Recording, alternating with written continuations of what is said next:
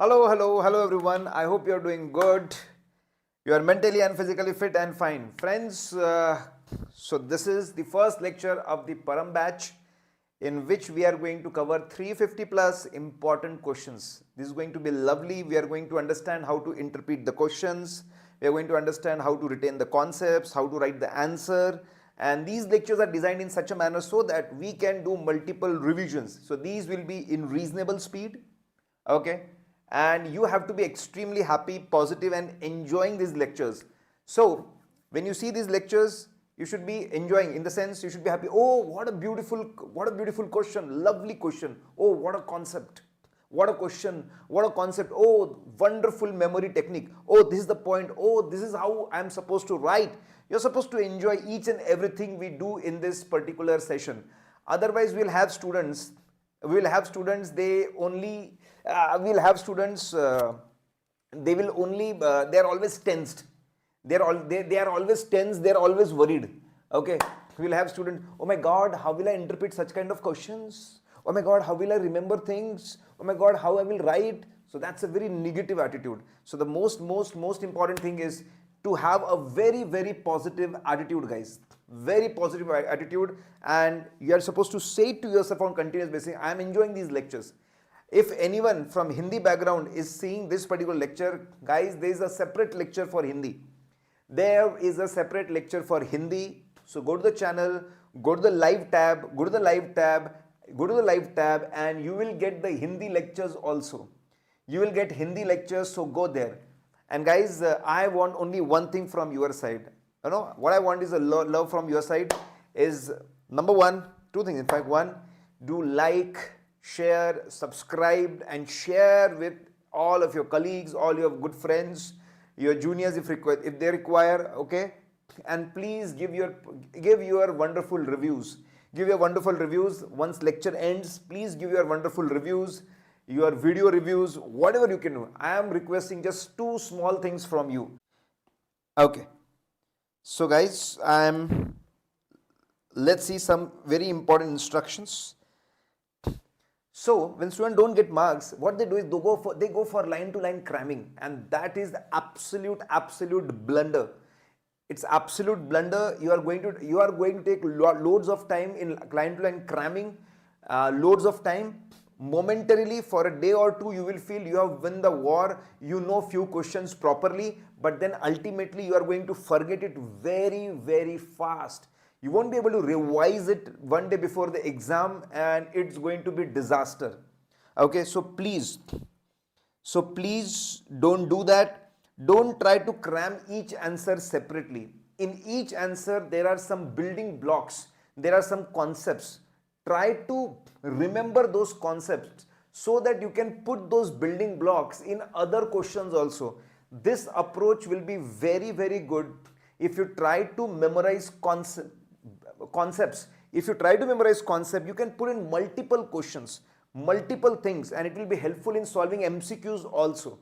So don't try to cram and question wise things. Try to learn concept wise things.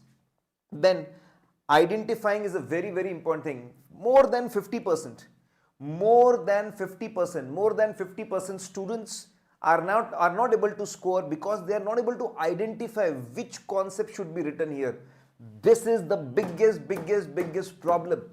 And why this is happening? Because they don't do enough Q&A practice, because they don't go and read questions, they don't interpret questions. That's the big problem, guys. That's the big problem. So guys, extremely important that you go and read these questions again and again.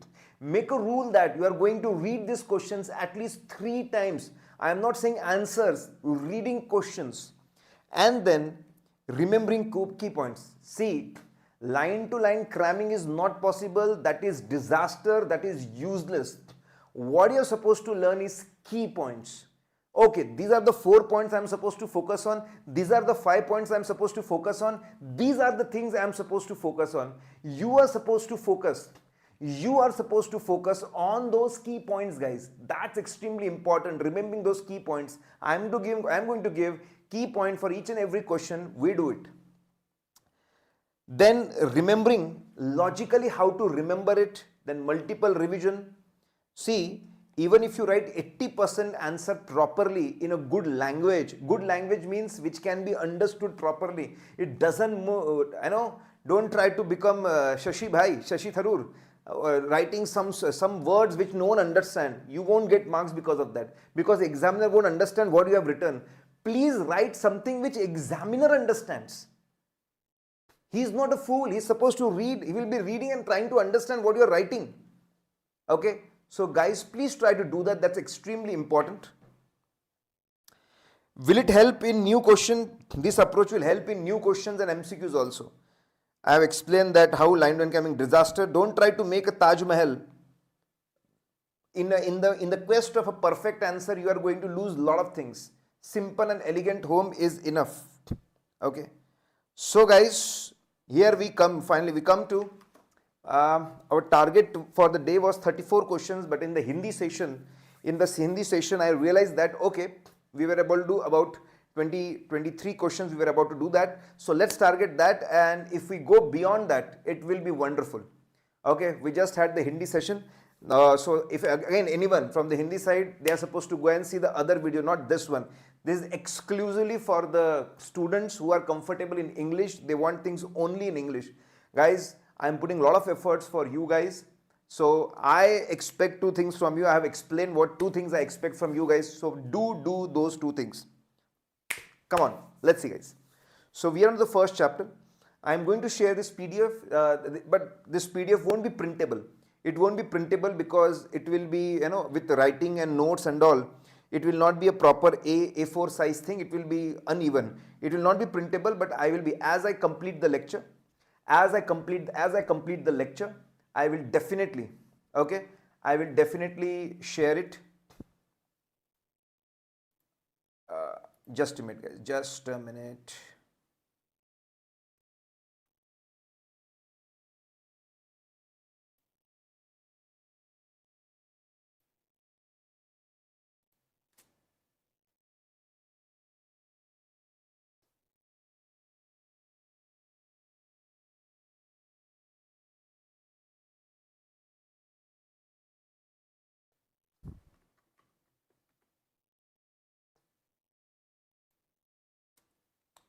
Okay.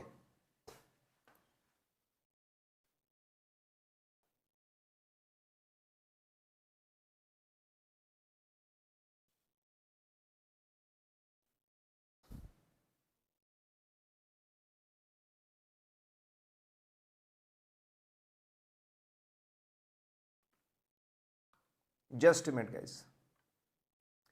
So I didn't share that with the groups, so I just did it.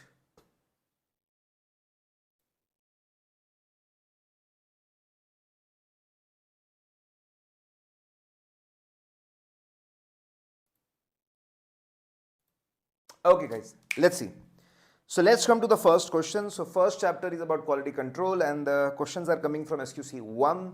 So lovely questions in the new study material. The first question is very simple.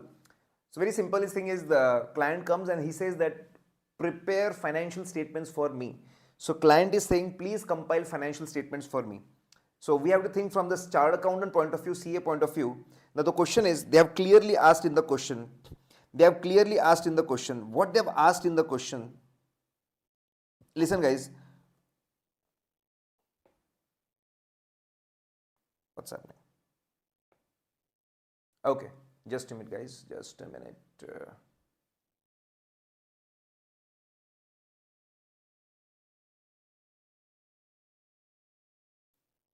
They are clearly asking in the question whether quality control systems will be applicable to this particular assignment. Whether quality control systems will be applicable. Okay. Now how to answer this? Now understand this, how to answer this question. It's a lovely question. Okay. Very interesting question. So first thing is, you are supposed to give reference of SQC 1, SA 220. How to give reference, I am explaining you. You have to give headings. You have to first give heading, reference of the relevant standards, this heading, give one line gap, then put a heading SQC 1. Okay. SQC1, you have to supposed to write full name. You are supposed to write full name of the SQC1. Okay, that this is quality control applicable for the audit, review, other assurance assignments and other related assignments. So you're supposed to write full name of SQC1 and in one line explain that SQC1 tells us that to make quality control system and for quality control system, make policies and procedures for 6 items. Policies and procedures for 6 items. So SQC1 tells us how to make firm level quality control system, policies and procedures for 6 items. Explain that in one line. And always refer, wherever there is a quality thing, always refer SA 220 also. Okay. Always refer to SA 220 also. Write the full name and in one line explain. SA 220 talks about implementation of the firm level quality control system, firm level policy quality control system, that is nothing but firm level policies and procedures to audit of historical information, to audit of financial statements. So you first explain the references and in one line that. So first thing is references and you have to give heading, reference, then there's a gap, then heading SQC1, there's one line gap and you explain thing, then SA 220 one line gap, explain it. Moment you give heading, 3 lines are consumed, one above the heading, one for the heading and one below the heading. 3 lines are consumed and the lovely effect is that moment you give heading, if it is clearly visible, examiner understand that you have knowledge and you have proper knowledge. He understands that. He understands that, he feels that. He may not read your detail.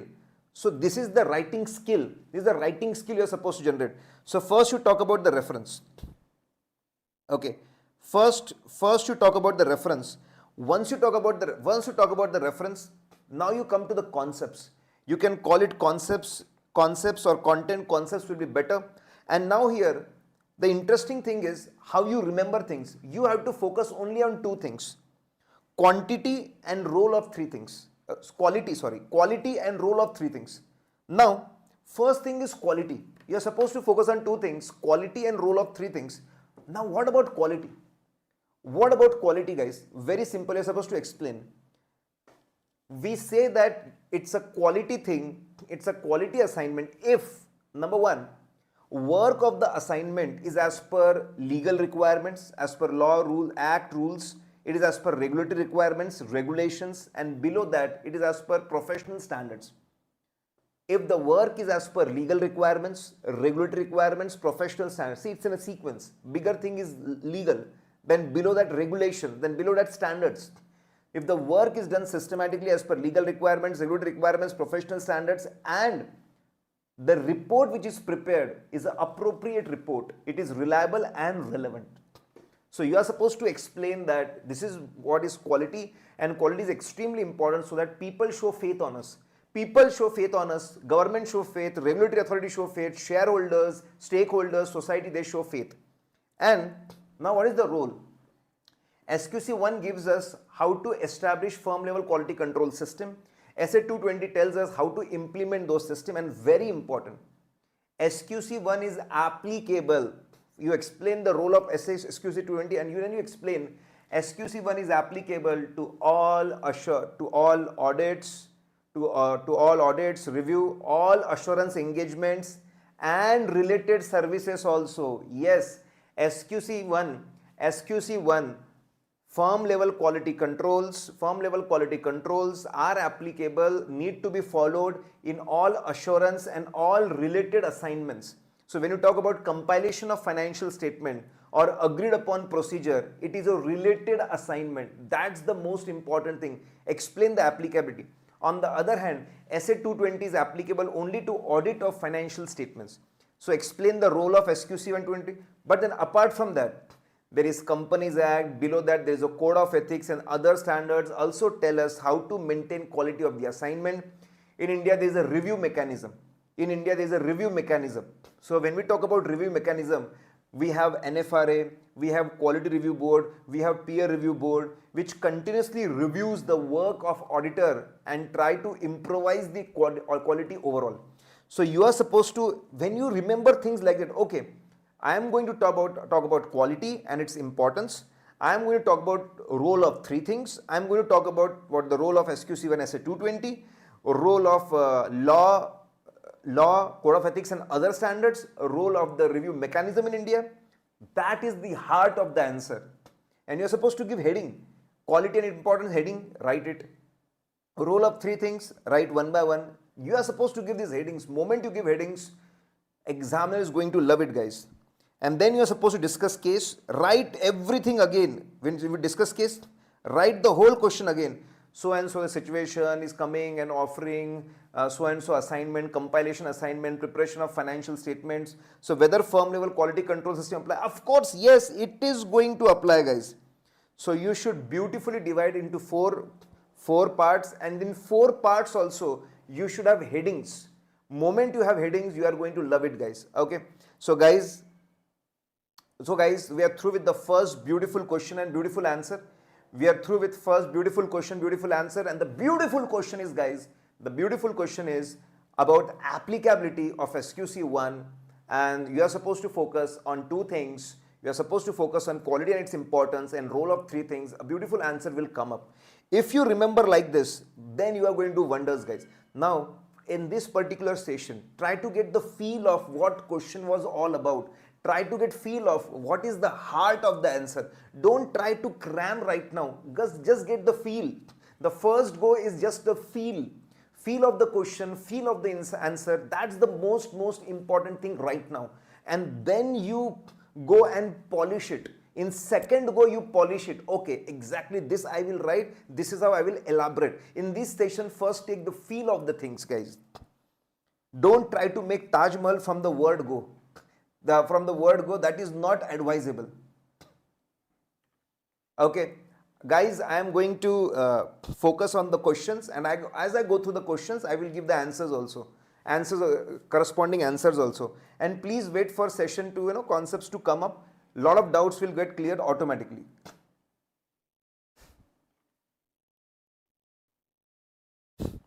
Now,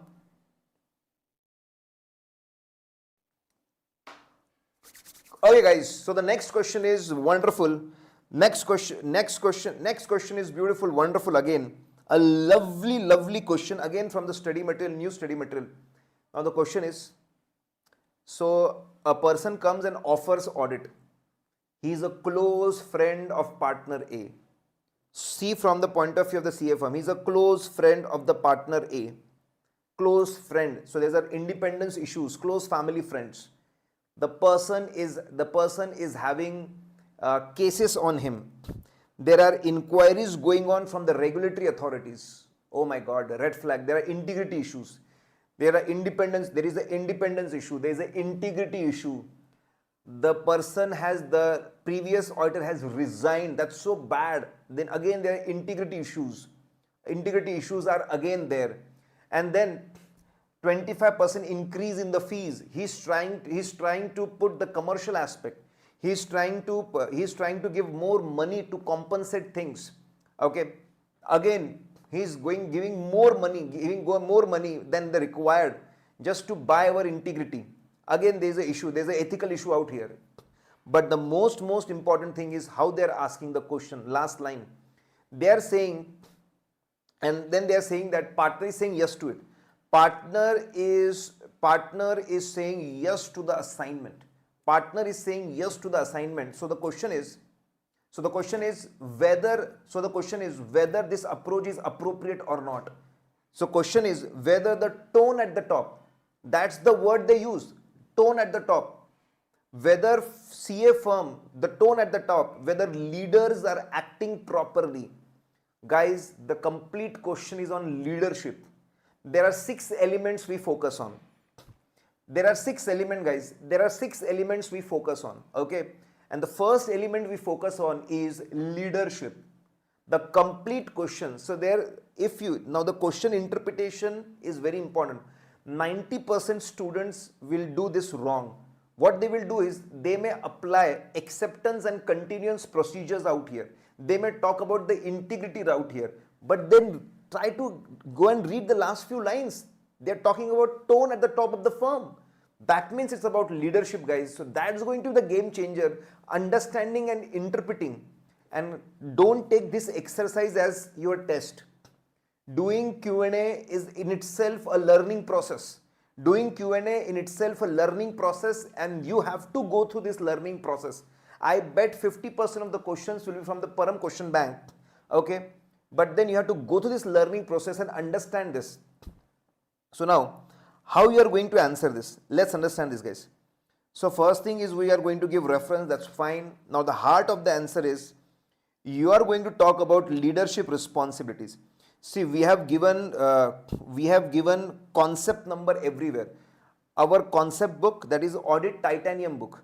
Our concept book that is Audit Titanium book, we have given a complete reference. We have given a complete reference that which particular concept number is going to help you, is going to assist you here. So what we are supposed to write here now, we are supposed to write broad three things. Let's understand. Yes, firm is supposed, this is a standard point everywhere. Firm is supposed to make policies and procedures to maintain quality, and they are supposed to make policies and procedures with respect to leadership. What are the roles and responsibilities of the leadership? Okay, of the leaders, and ultimately it should say that ultimately there should be policies and procedures which maintain the culture respecting the quality. In whatever, whether it is rewards or bonus or promotions, quality of the work should be given importance in every small thing which is being done, whether it is research or everything. So you will first explain there should be policies and procedures for quality, and in that there should be policies and procedures for leadership, and they should focus on the culture of quality. Next, you will be explaining that in firm it should be clearly as per policy and procedures, ultimate responsibility will be with the CEO of the firm. CEO of the firm should take responsibility. Yes, I will ensure that quality is maintained in each and every assignment. I should ensure that the quality should be maintained. He should take responsibility, and CEO or managing partner should take responsibility to maintain quality across the firm in assurance and written assignment. Then they should give operational responsibility. They should make a committee, they should make a team, the guys who are knowledgeable, who are experienced, and give them authority to make all the steps for the quality, to make all the policies and procedures, to make firm level quality control system. So there should be policies and responsibility, ultimate responsibility by CEO and managing partner, and they should give operational responsibility. Then approach that should be used by them. It should be clearly explained the priority of quality over commercial aspects.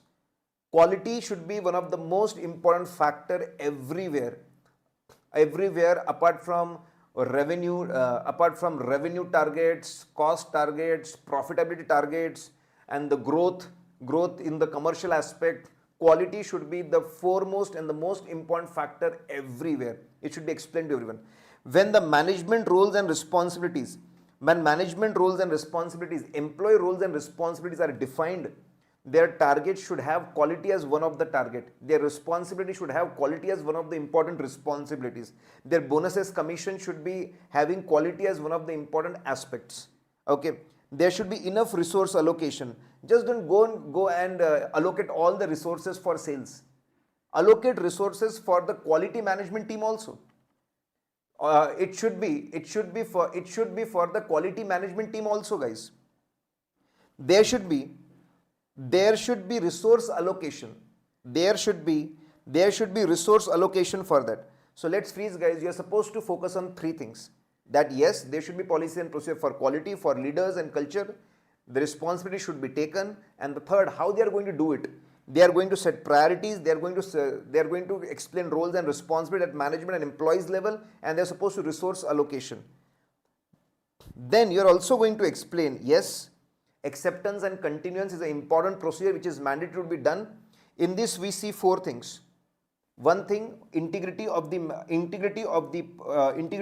promoters who made that company promoters, their owners, their shareholders, their key management person, their integrity, and their integrity. Next is competence of the auditor, whether he's having competence, whether he's having knowledge of that industry, that business, that applicable framework, that assignment, is having the competence to do those things, whether his team will be able to remember ethical and independent.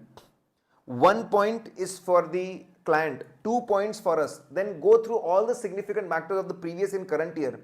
Are they having any hint about the integrity, competence, ethics and independence? Go and see all the significant matters. Go and see all the significant matters, whether there is any hint about the integrity and the competence. Okay. So, you are going to talk about the leadership. That's the most important thing. See, if you are having concept book, audit titanium book, you can go through that. Apart from that, you can go through. Okay, you can also go. You may be having your own concept book. You can go through that also. Then you discuss the case. There are integrity issues, there are independence issues, it's a close friend, there's a integrity issues, there's a commercial thing over quality thing, then trying to put commercial things more than the quality thing. Unless and if all those issues are resolved, we may think about taking the assignment, or else we won't think about it. So, the independence issue should be resolved.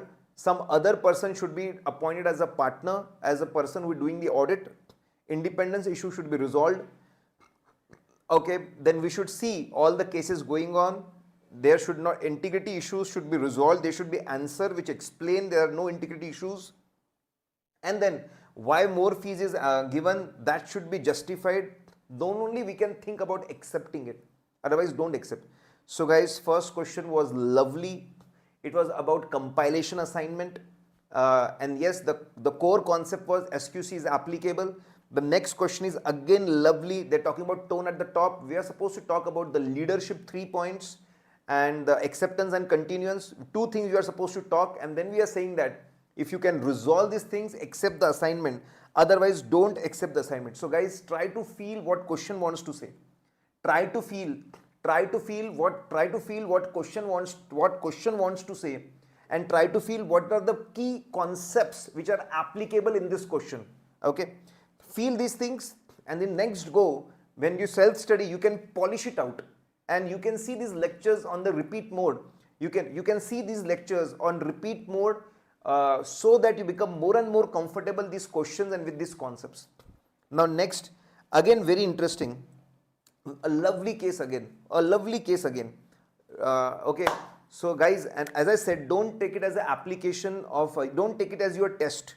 These are very beautiful questions drafted by ICI in the recent module, and we are supposed to, once you go through them, automatically next time similar question come, you will be able to crack it. So it's again a lovely question. So what is question all about?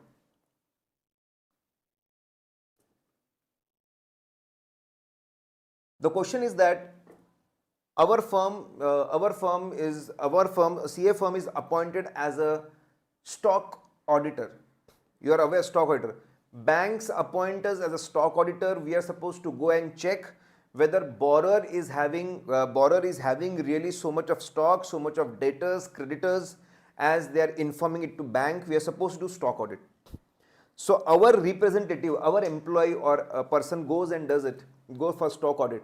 And what he does is that he says to the person, I will give you clean stock audit report. I will give you clean stock audit report if you give us your statutory audit. If you give us your statutory audit, we will give you clean report, you give us audit. Let's have a quid pro quo. Okay, quid pro quo. So let's have a give and take thing. So they're talking about what this indicates about firm's quality control system. What does it indicate about firm's quality control system? How good is the firm's quality control system? What does it indicate? Let's see guys. So first you are supposed to give reference of SQC1 and SA220.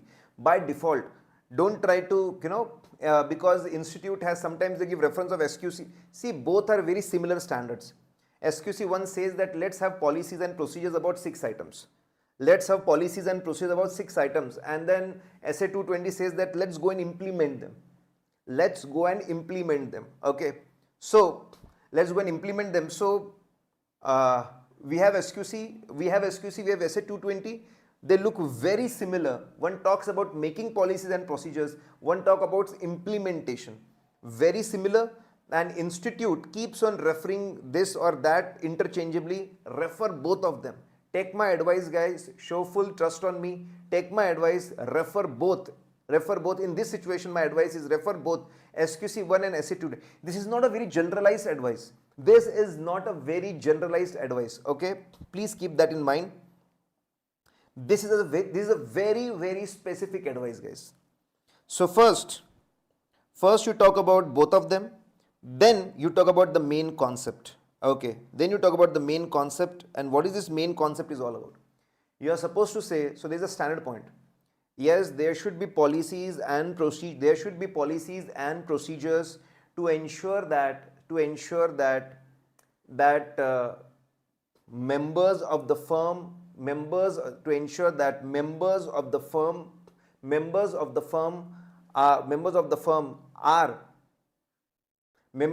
are ethical and independent. Yes, you'll say that there should be policies and procedures. There is an ethical issue involved here. And don't apply CA Act. Don't apply CA Act till the time. Don't apply guys CA Act.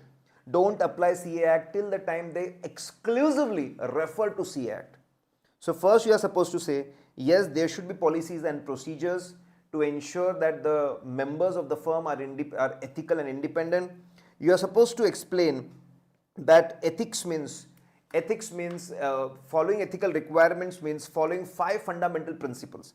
Following ethical requirement means having 5 fundamental principles. There should be 5 fundamental principles, guys. Okay. Now, when we talk about 5 fundamental principles, you can have this shortcut, and if you remember as it is, then absolutely fine. CBI office explains us these ethical requirements. C stands for confidentiality, is one of the principle. 5 fundamental principles for ethical conduct. Confidentiality. C is for competence, attaining and maintaining competence, professional competence and due care. B stands for behavior, professional behavior, respecting law and not doing anything which brings discredit to the institute. So professional behavior. I stand for integrity, being honest and straightforward. And O stand for objectivity. Being unbiased, neutral, keeping personal relation aside, not to work under any pressure, not to work in any conflict of interest or personal benefit. Being objective, being neutral, being unbiased. So you're supposed to explain, yes, there should be policies and procedures. The firm should ensure compliance with 5 fundamental principles. Firm should ensure that there is an independence. What do you mean by there should be an independence? Okay. So independence, that means they should be financially, personally, business wise, legally, they should not be dependent on the client. So yes, now it's very important how they do it. It's all about information. On regular basis, information should be shared. On regular basis, the firm, all the members in the firm, on regular basis, information should be collected. How many are having shares of the clients? How many having relatives sitting in the client? How many are having business relation? How many are having financial relation?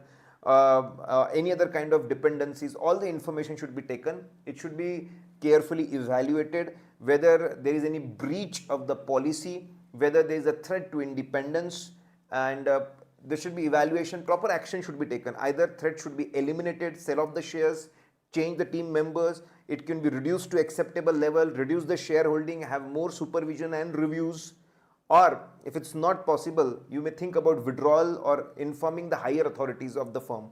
So you explain about that there should be a mechanism. There should be mechanism of information collection, information evaluation, and proper action. Okay. And on annual basis, each and every firm member is supposed to give declaration. I was independent. So he's supposed to give declaration. I was hell independent. I was independent. I was not having shareholdings. I was not my relatives were not there. I didn't do any business. I didn't take any significant gift. Okay, my independence was not compromised. Annually, it should be taken. You will discuss the case and you will say that from the case it appears that firm is not having proper policies and procedures for ethics and independence. They are not having proper procedure for ethics and independence. It shows that there is no system, employees are not aware about it, and because of this they are lacking ethical and independent behavior. So firm is supposed to improve on this aspect and not to make such unethical offers. You were there for something else and you are doing something else altogether. So guys, it's a lovely question. It's a lovely question, and the heart of the answer is about ethical requirement and independence. So explain there should be policies. There should be policies for ethics. There should be policies for independence. Explain these are the 5 fundamental principles. Then you explain there should be mechanism for information sharing, information collection, evaluation and action. And then you ultimately explain there should be annual confirmation. So you're supposed to focus on these points. Okay, there should be policies and procedures for ethical requirements, for independence. This should be the complete thing. The complete mechanism should be there. There should be annual confirmation. And then you say that firm is not doing good. So guys, lovely questions are there. Beautiful question. Try to understand the crux of the question. Try to understand the crux of the question and crux of the answer. And those crux should be retained and remembered, and they should be explained in your own words with proper headings. If you give proper headings, you are killing it, guys. Okay. Now the next thing is lovely thing. What a lovely question. Super. Again it is coming from new study material. Again it is coming from new study material. Lovely question. So one of the elements is monitoring. One of the elements is engagement performance. For quality, you should ensure that engagement performance is good. So in that initially there should be directions to the team members how to work, supervision, review. Okay, when it comes to review, there's a concept of engagement quality control review. When we talk about review, they talk about engagement quality control review. What is engagement quality control review? So engagement quality control reviewer is not considered a team member. He is engagement quality control reviewer. He is not a team member. He is not considered a team member. He is not participating in the assignment. He comes and sees whether all important things of the audit are properly handled. He comes and sees that. Now the question is, lovely question is, so he is not considered team member. Lovely question is, can we take consultations from him? Consultations means advisory services. When you simply take advisory, he is not working as a team member. We are simply taking his advisory. Now guys, let's understand what they say. Okay. So again there should be reference.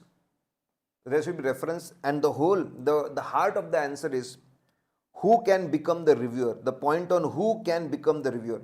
So you are supposed to first explain a reviewer has to be chartered accountant. A reviewer has to be a chartered accountant. That's the only requirement. I hope the doubts are getting clear. There were some doubts in the chat box, and these things are clearing those doubts. So he should be a chartered accountant. He can be partner of the firm. He can be employee of the firm. The people can be within the firm or they can be outside firm also. He should be a chartered accountant. Okay, the person should be chartered accountant. And either partner, employee within or outside. In fact, an individual can be a reviewer or a team can be reviewer. If team is a reviewer, head should be a chartered accountant. And involvement. So who can be reviewer? A chartered accountant, partner level, employee level, within firm, outside firm. Involvement, not a team member. The person should not be a team member and he should not participate. He should not participate and perform the audit procedures. He is not supposed to perform audit procedures. No participation. He should be an outsider. Outsider in the sense, he should not be a team member. Can we take consultation? Majority of students will say not allowed, but it is actually allowed, and that is lovely, and that is lovely, and that is beautiful. Lovely and beautiful. It is actually allowed, guys. It is actually allowed. It is allowed.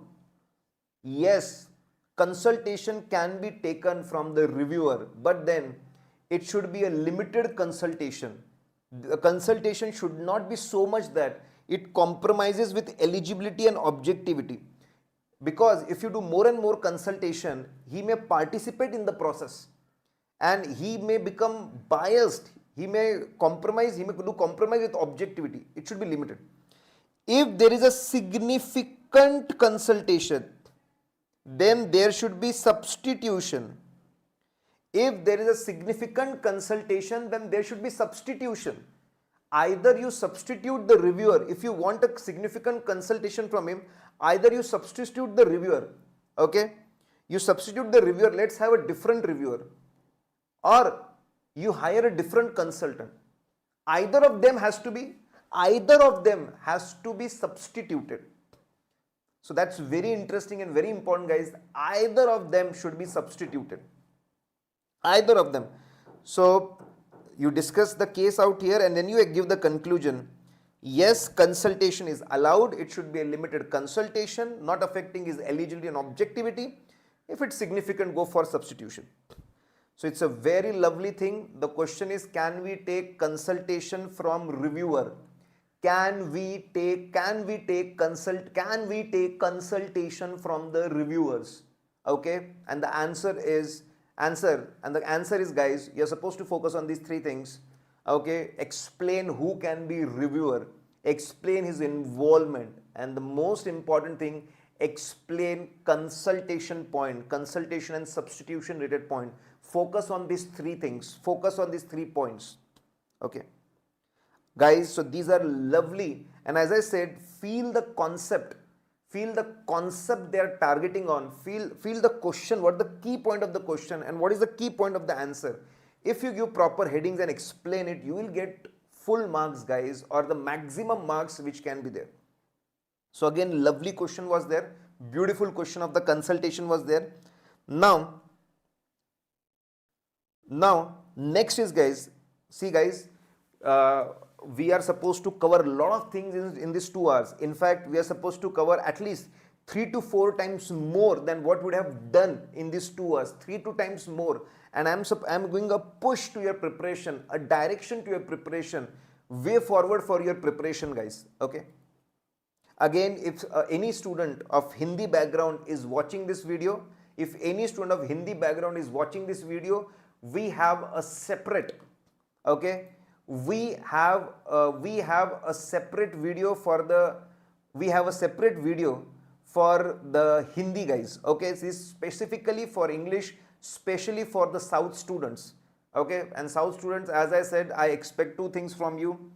Okay, lovely likes and comments, everything, and then do put your reviews after the video ends in the comment section.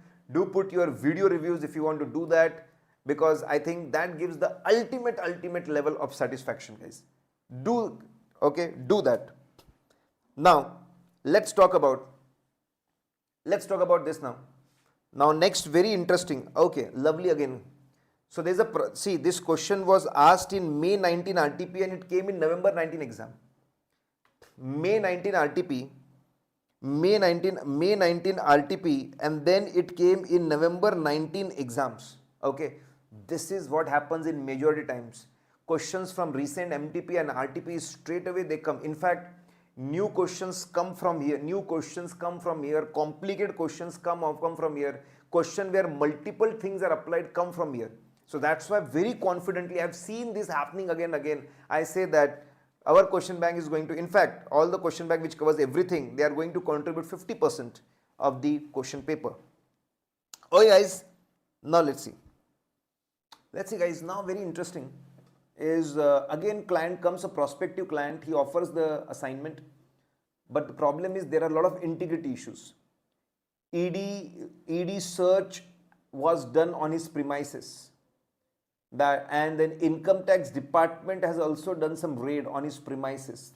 So there is one authority doing the raid, another authority doing the raid, and there are allegations that there is a fake capital gain and there is money laundering thing is happening. So there are deep integrity issues, and then he is offering a lot of fees. He is offering a lot of handsome fees. So there are ethical issues also. There are ethical issues also. But the game changes here. Game changes here, guys. And the game, how game changes, what factors to be evaluated. What factors to be evaluated. Now listen guys, before this, in fact the first question, the case was on the same lines. Okay. Case was on the same lines, guys.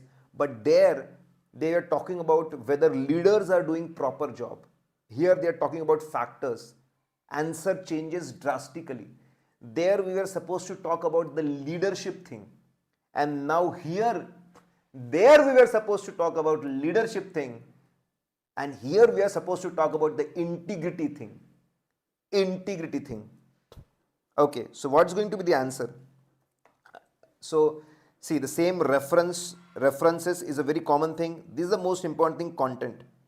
So we are supposed to explain, yes, one of the very important element of quality control system is acceptance and procedures, and you will say that yes, it is mandatory. It is mandatory to perform acceptance and continuance procedures, whether to accept the new clients and new assignments, and whether to continue old clients and assignments. It is mandatory. And then you will explain that one of the most important factor is integrity of the client. And for integrity of the clients, this is the shortcut, guys. This is coming straight from the titanium book. This is coming straight away from the titanium book. If you are titanium book, I have given the concept reference number. If you have titanium book, I am giving straightforward reference of that. If you're not having, try to look into your concept book. If you immediately identified. Now shortcut is sir ki integrity. Now let's understand very beautifully. We have simply broken it up into only 4 points. S stand for, you are supposed to see scope and legality. So 2 points are covered. Scope and legality. What do you mean by scope? The range of activities which we perform. The range of activities which we perform in audit, that is called scope. What we check and how we check. Are they trying to put limitation on scope? Are they trying to put restriction on scope? If they are trying to put limitation on scope and restriction on scope, that shows somewhere down there are integrity issues. There are integrity issues, there are reliability issues. Okay, scope and then legality. Go and see whether these guys are doing any illegal activities, money laundering, criminal activities. If yes, for sure they are having integrity issues. A stand for, what is their accounting attitude and fees concern. Okay, if they are not giving importance to the accounting process and financial statement process, they are not giving importance, they are careless. In fact, they say that manipulation is justified, manipulation is acceptable in the accounting process and financial statement preparation process. So we'll say that they have very poor attitude. There is integrity issues. If they're trying to keep fees extremely low so that we are not able to do work properly, again there are integrity issues. Look for the reason. Oh my God, the other person resigned, they are misbehaving with their auditors. They are removing their auditors are resigning. Definitely there are integrity issues. Then identity. Who are the promoters, owners and key management person? Who are the identity? What is their reputation in the market? Are they known for their unethical behavior? Are they known for the wrong things they have done? Governance, who is operating operations? Operations means who is taking decisions of the organization. If it's if there are family members, close knit family members with not very good background, there are integrity issues. Nature of operation, their basic business is to fool people. Their basic business to fool people, sell fake goods, fake promises, fake promises. There are integrity issues. Their business practices are again fooling customers.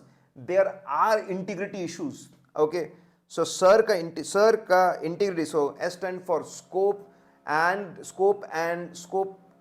legality. A stand for accounting attitude and fees concern. R for reasons. I for identity and operations. So there are 4 points, and these 4 points are ultimately, okay, 3 of them are giving 1 extra point. So many points are covered. We have talked about the integrity. We have discussed case, and you will definitely say yes. Okay, there are the ED inquiries going on, ED raids are going on, income tax surveys are going on. Yes, definitely there is a money laundering issue involved.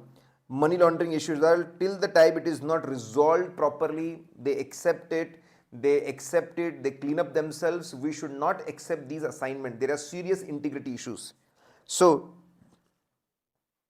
heart of the question is, they are asking about factors, and the heart of the answer is sir ka integrity. That's the factor. So lovely question again. See how the last 2 lines, guys, how the last two lines change the complete game. Last 2 lines change the complete game altogether. Okay, guys. Now again a lovely case again. Again a beautiful case, lovely case. Each one of them is having a feel. What's the core of the question and what's the core of the answer?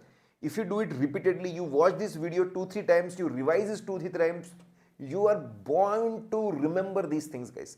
And let me tell you, I did a Param batch last 1 year back. Also I did Param batch. So a lot of questions are covered in that Param batch also. So I would try to create a database and give it to you guys for that. Now again a lovely case out here.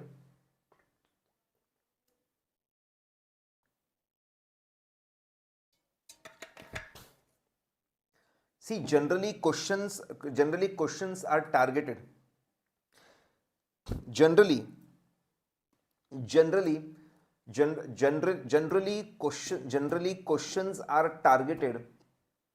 questions are targeted. On the ICI study material. Okay, but then some questions are having altogether new points, and they come from MTPs and RTPs and exam questions. MTPs and RTPs and exam question altogether new. So this is that. Again a lovely thing. So basically a listed company, and you should be aware, and we are going to cover this concept. Okay, we are going to cover this concept. We are going to cover this concept, guys. Okay, now let's understand.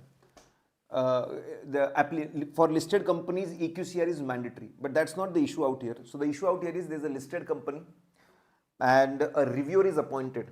Engagement quality control reviewer is appointed, and the person who is appointed as reviewer is from the same town. So it's very convenient to search and appoint and do the review. So convenience is the most important thing that is thought about. But the reviewer has never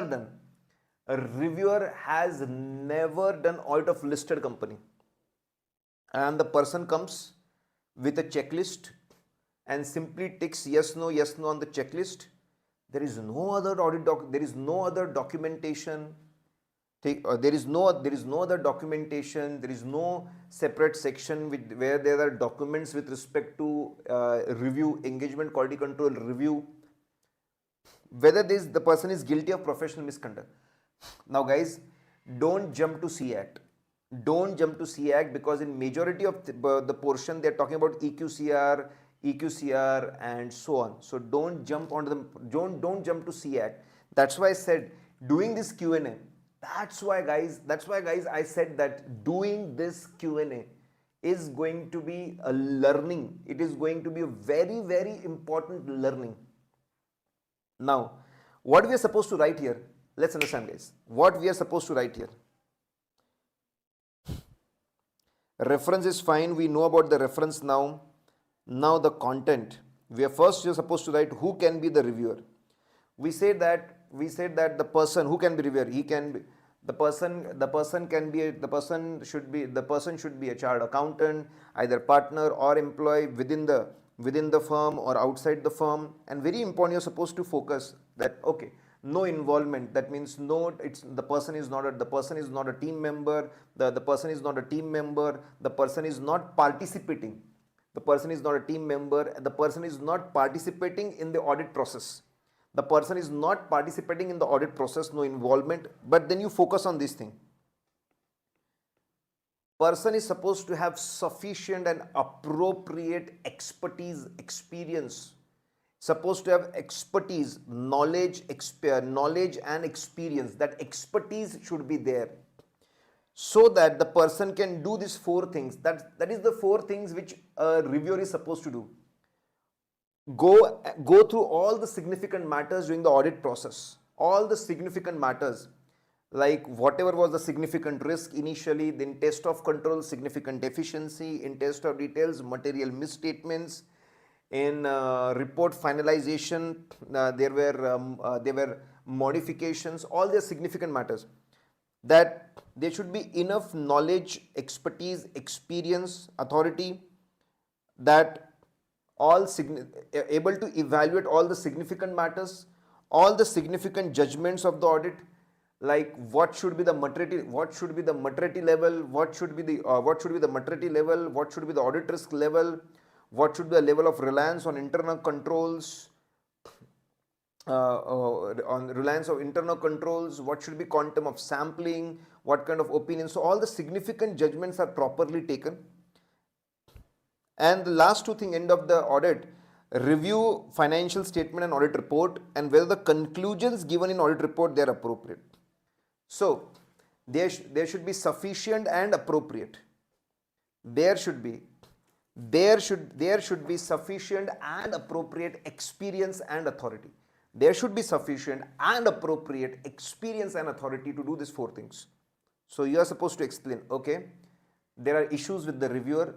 Explain who should be the reviewer, what should be the qualification, positions, involvement level, and what kind of experience and expertise expected. In fact, for listed company, they say that, the person should have experience and expertise, technical expertise of the business, of the FRF, of the systems, of the level that the person should be capable of becoming engagement partner. It should be so much, experience and expertise should be so much that person should be capable to act as an engagement partner. For listed entities, requirement is higher. And then they talk about documentation. It should be clearly documented. Reviewer should clearly write, I have checked whether this audit assignment was performed as per firm's policies and procedures. Whether firm's policies and procedures, that simply means firm's quality control system was properly applied. He has to specify in documents, after seeing all the issues, are there any unresolved issues? He's supposed to say that. He's supposed to say very diplomatically, not aware about unresolved issues. So whatever he saw from this, he is not aware about any unresolved issues. So this is a negative way of assuring people, not aware of any unresolved issues. And yes, all the significant judgments and conclusion looks appropriate. Specifically document these three things, whether policies and procedures were followed, and not aware about unresolved issues, and final judgments and conclusions were appropriate. So we have to keep our discussion on what kind of reviewer we want and what kind of documentation we want. What kind of reviewer and what kind of documentation. If you remember these broad points, you will do wonders. if you have that feel, okay, I am supposed to talk about the reviewer, I am supposed to talk about documentation. First get that feel and then you start polishing. First you get the broad understanding and then you enter into the depth. So I am introducing you to that broad understanding and then you can later on work little bit on the depth portion. Then you discuss the case and you say that, yeah, there's a complete mockery. There's no technical experience, expertise, not enough to act as engagement partner. They've never done the audit of listed entity. No proper documentation, no proper work has been done.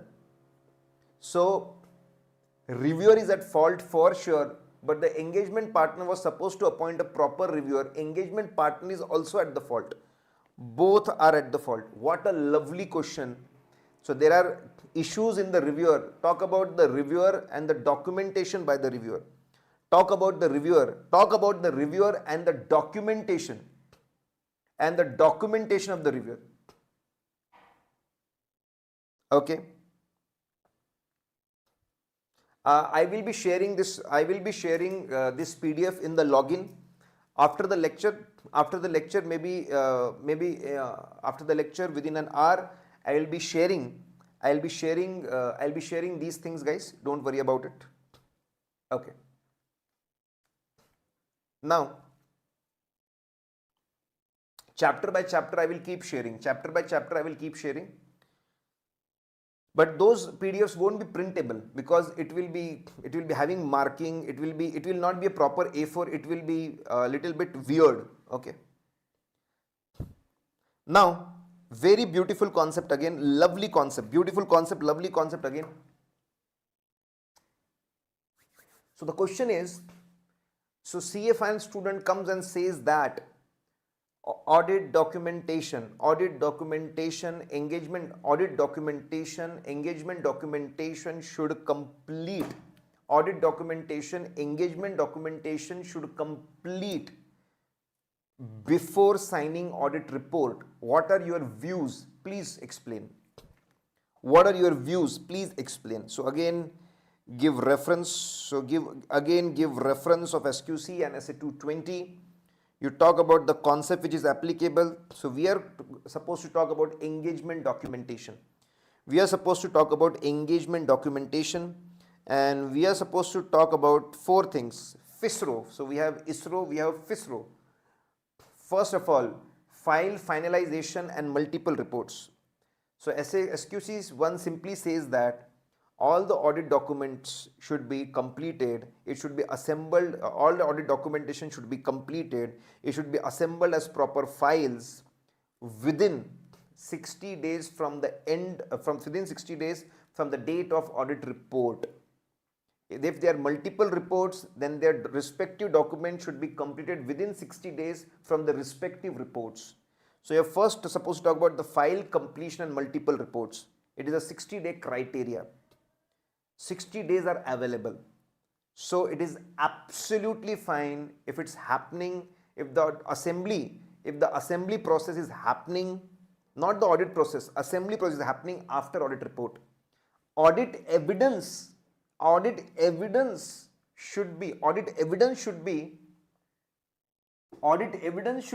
collected before signing audit report. Okay, but when we talk about documentation, it can happen even after the audit report. It can happen after audit report, guys.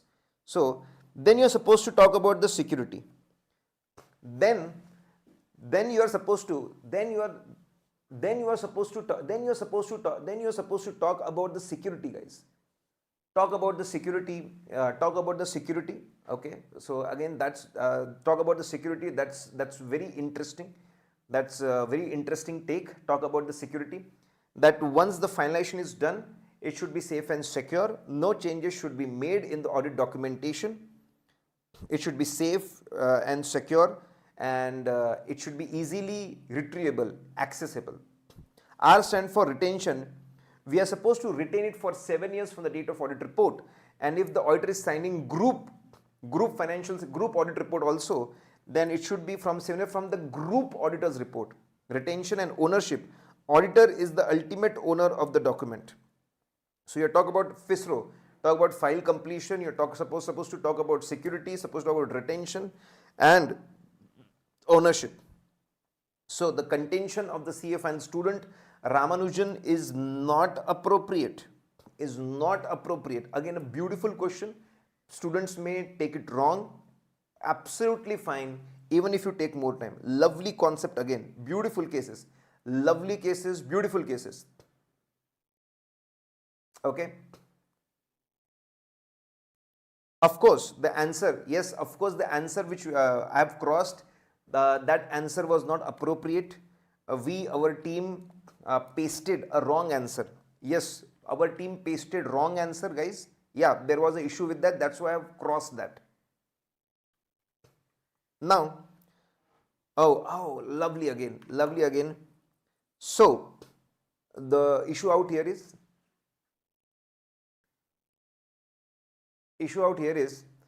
that a very complicated issue is there. India's reference is given. We are not, any India's reference can be given. So the issue out here is that engagement partner thinks this is how this India should be applied and accounting should be done. But our reviewer, engagement quality control reviewer, he is having a different point of view. He is having a different point of view altogether. He is saying, no, I don't agree with this. So basically there is a problem with, there is a difference of opinion. There is a conflict. There is a conflicts in the thoughts. There is a conflicts in the thought process. There is a difference of opinion. There is a difference of opinion between engagement partner and EQCR reviewer. Between these two guys, there is a difference of opinion, guys. Again, lovely. So it is part of the engagement performance. It is part of the engagement performance. The last thing is about difference of opinion. You again give the reference. You again give reference of SQC. Again give reference of SQC and SA 220 also. Okay. And then you go to the concept. We are supposed to. So this is, guys, from the Audit Titanium book. This is the concept number. This is the concept number from the Titanium book, and that is SQC 360. SQC.360 is the concept number. So we have taken it. We are supposed to focus on three things. Number one, we are supposed to explain yes, there can be difference of opinion. Thoughts may not match, and this can happen within the team members. It can happen within the team members. It can happen within the team members. Engagement partner is a team member. Then it can happen between the team members and the consultant. Consultant is not a team member. It can happen with team members and consultant. Is a difference of opinion, or there can be difference of opinion between engagement partner and the reviewer. So yes, there can be different, you are supposed to talk number one, there can be difference of opinions between different parties.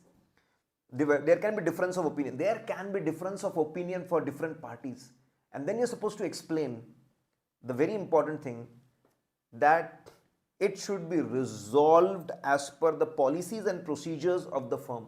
What kind of policies and procedures can be there?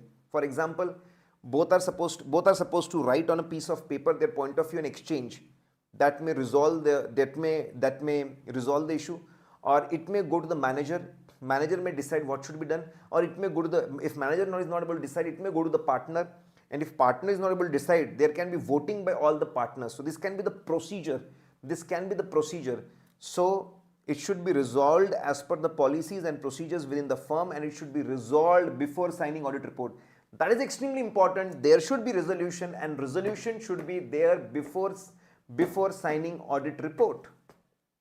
Before signing audit report, you are supposed to explain that point, resolution before signing, and you are supposed to explain this is going to improve quality of work. This is going to improve quality of work. If you go and resolve difference of opinions, this is going to improve quality. Then you are supposed to discuss the case out here and simply explain that as per firm's policy and procedure, it should be resolved before signing audit report. Okay. So explain these three things. Beautiful case again, that there is a difference of opinion. Now, last question of SQC1, guys. Come on. Last question of the SQC1. Last question of the SQC1. Okay, again I am explaining, this is purely my effort for the South India students, for the English students, purely my effort for them. I am doing a double work, guys. I'm doing a Hindi lecture also and doing the English lecture also. Okay, so those from the Hindi background, they can have the other lecture. Those from the English background can see this lecture, and please spread it to the whole of South India. Okay, there's a lot of effort, not just 2 hours, but apart from that, the complete hard work which goes in making these question banks, giving these small references, this minute analysis, writing things out and explaining and developing memorization techniques, memory techniques, a lot of efforts are required. So it will be great if you can spread it to everyone and you can give your feedbacks also. Okay guys, come on, let's see.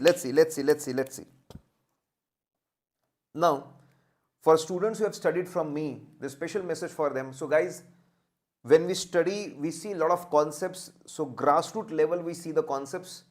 Then along with the class, we have done Q&A discussion. Now this is again, this will make your knowledge and understanding to the next level again.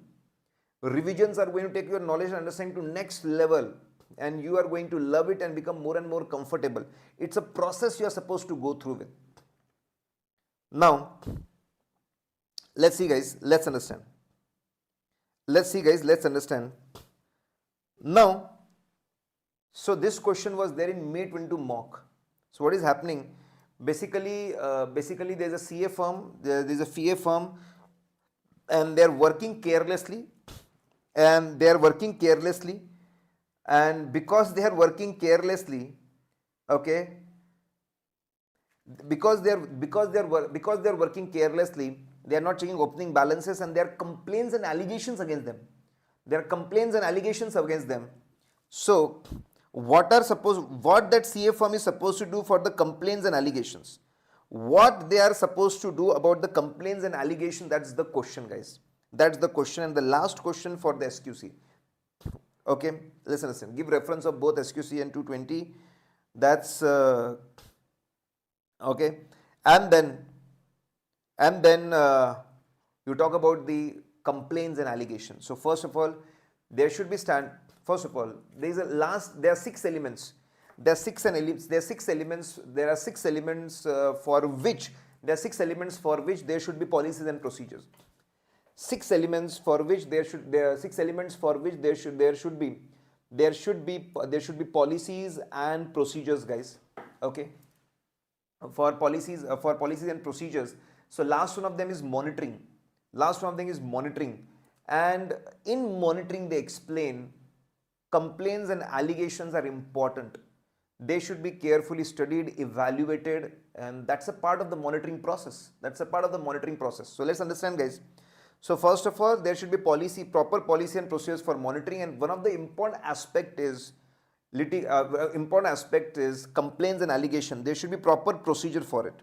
Then you explain 5 points for that. Number 1, that source of complaints and allegations can be within the firm and outside the firm. Within the firm's other partners or employees or team members have complaints or allegations. Outside the firm, there can be government, there can be regulatory authorities, there can be owners, promoters, shareholders who can give complaints against us.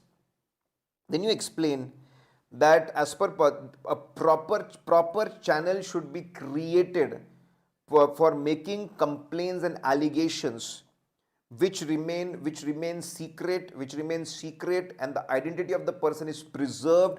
He should be able to put all the complaints and allegation without any fear of backlash, without any fear of the counter attack or counter activities. Okay, it should be framed in such a manner that a very genuine, very reliable person's number, email address, etc. should be given to whom information can be given, and we can fully trust on the person. He will maintain the confidentiality. Then there should be process for investigation. There should be proper policy for procedures. So In that you may have a committee. In that you may have a committee or a person for investigation, and it should happen in a supervision of a partner. That's very important. And that partner who is not involved in the assignment. Yes, there should be proper policy and procedure. There can be a committee, there can be individual for investigation, but it should be under supervision of the partner. Then assistance can be taken for legal counsel. For the whole process, assistant can be taken, lawyers assistance can be taken. In small firm like proprietor, other partner may not be available, so they may take help of the external individuals or firms. So first you talk about sources of complaint allegation, then you talk about proper channel, then you talk about proper investigation. After investigation, when there are deficiencies, non-compliances of the law, rules, regulation or standards, inappropriate reporting, action should be taken, punishment should be given. And finally, everything should be documented. What kind of complaints and allegations were there, what kind of evaluation were there, what kind of results were there, every damn thing need to be documented.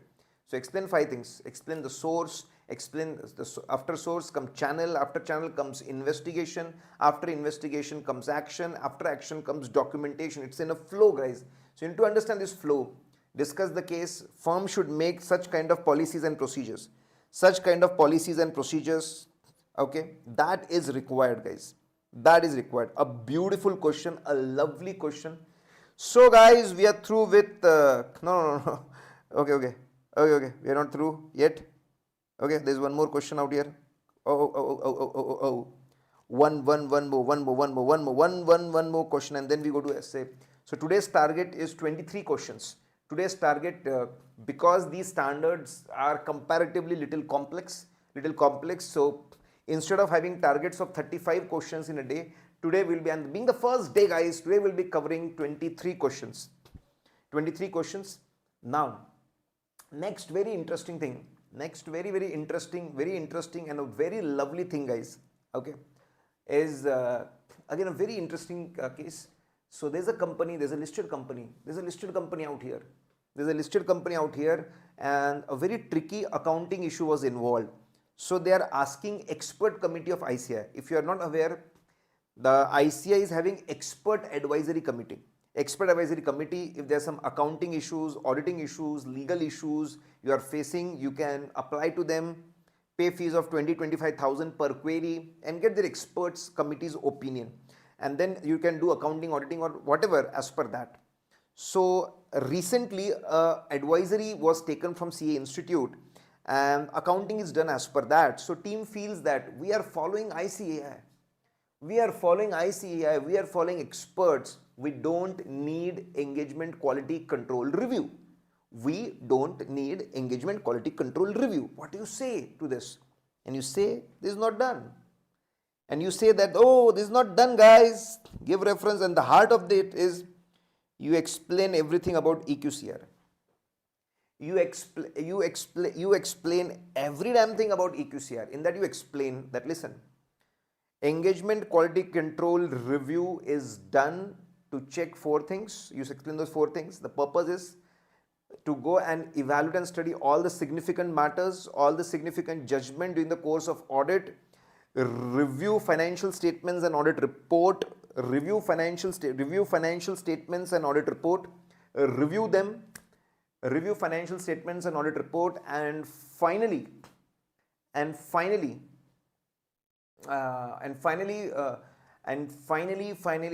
we are supposed to see the conclusions also. That's the ultimate purpose. Of the review. Extent depends on complexity and the risk involved. More complex assignment and risk involved, more review needs to be done. Explain the purpose and the extent. That's the first point. Then you explain the most important thing, applicability. So 3 things, guys. Purpose and extent is 1. Applicability. It is mandatory for all listed companies. EQCR has to be done for all listed companies. It has to be done. It has to be completed before signing the assignment. It has to be done. And then for others, it is criteria based. So firm can have a criteria. 100 crore plus. Okay.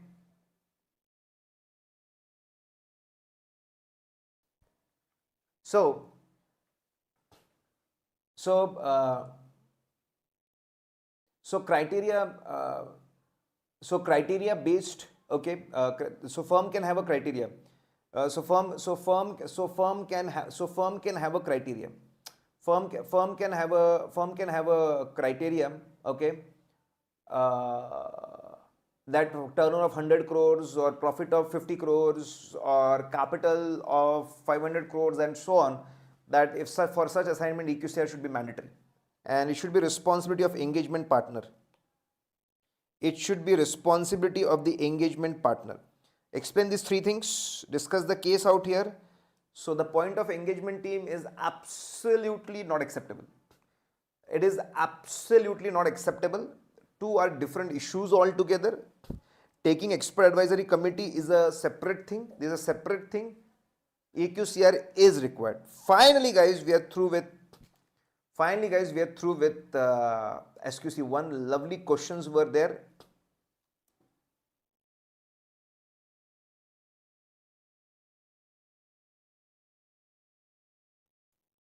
See, I would like to again explain, that's why students are finding audit difficult. I explain at the start, don't try to make a Taj Mahal out of it. You have to explain, you have to remember broad points, and whatever, see, in this initial lecture, I was having time, so I'm writing whatever I'm focusing on. If you just focus on those things, it is more than sufficient.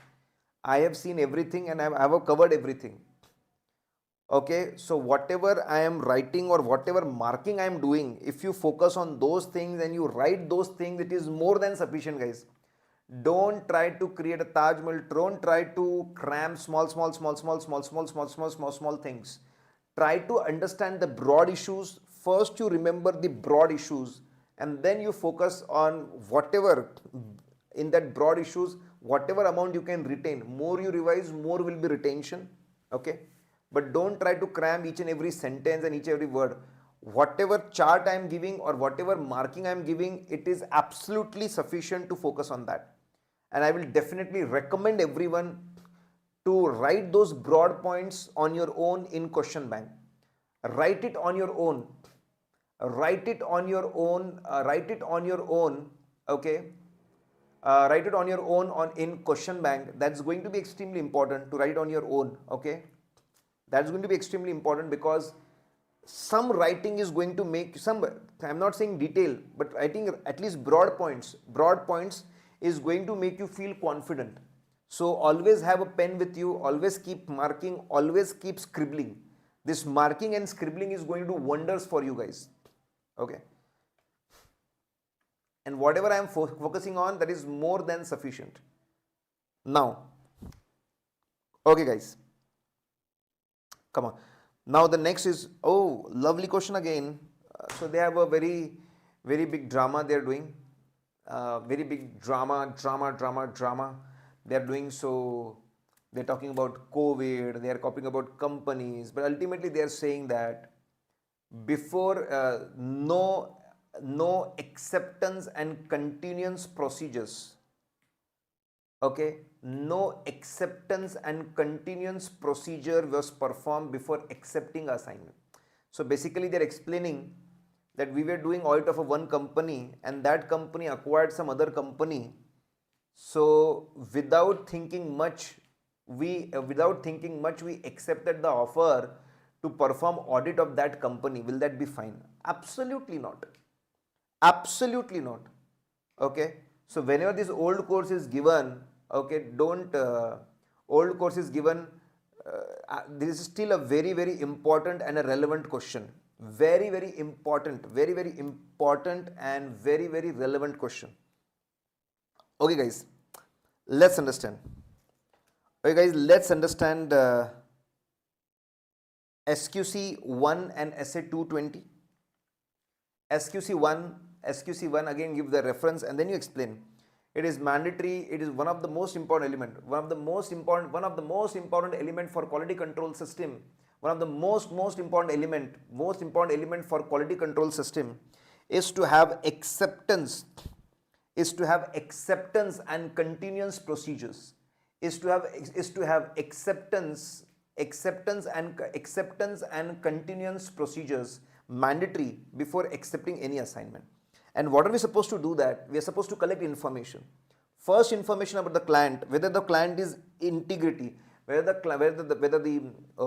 promoters and the owners and the shareholders and the key management person, the governance guys, are those guys having integrity, are those guys are honest. Okay. Then two things about ourselves: whether we and our team is competent. We and our team is competent. We and our team is competent, and we and our team is competent, and whether we will be able to remain ethical and independent. Whether we will be able to remain ethical and independent, and then we are supposed to go through all the significant matters of the previous and the current year till date, whether there is anything which is related to above issues about the integrity, competence or ethics, whether there is anything which is affecting it. So it was mandatory. How the hell they didn't do it? So they are at definitely non-compliance of SQC1 SA 220. They are not following acceptance and continuance properly. They are definitely at fault. 100% they are at fault.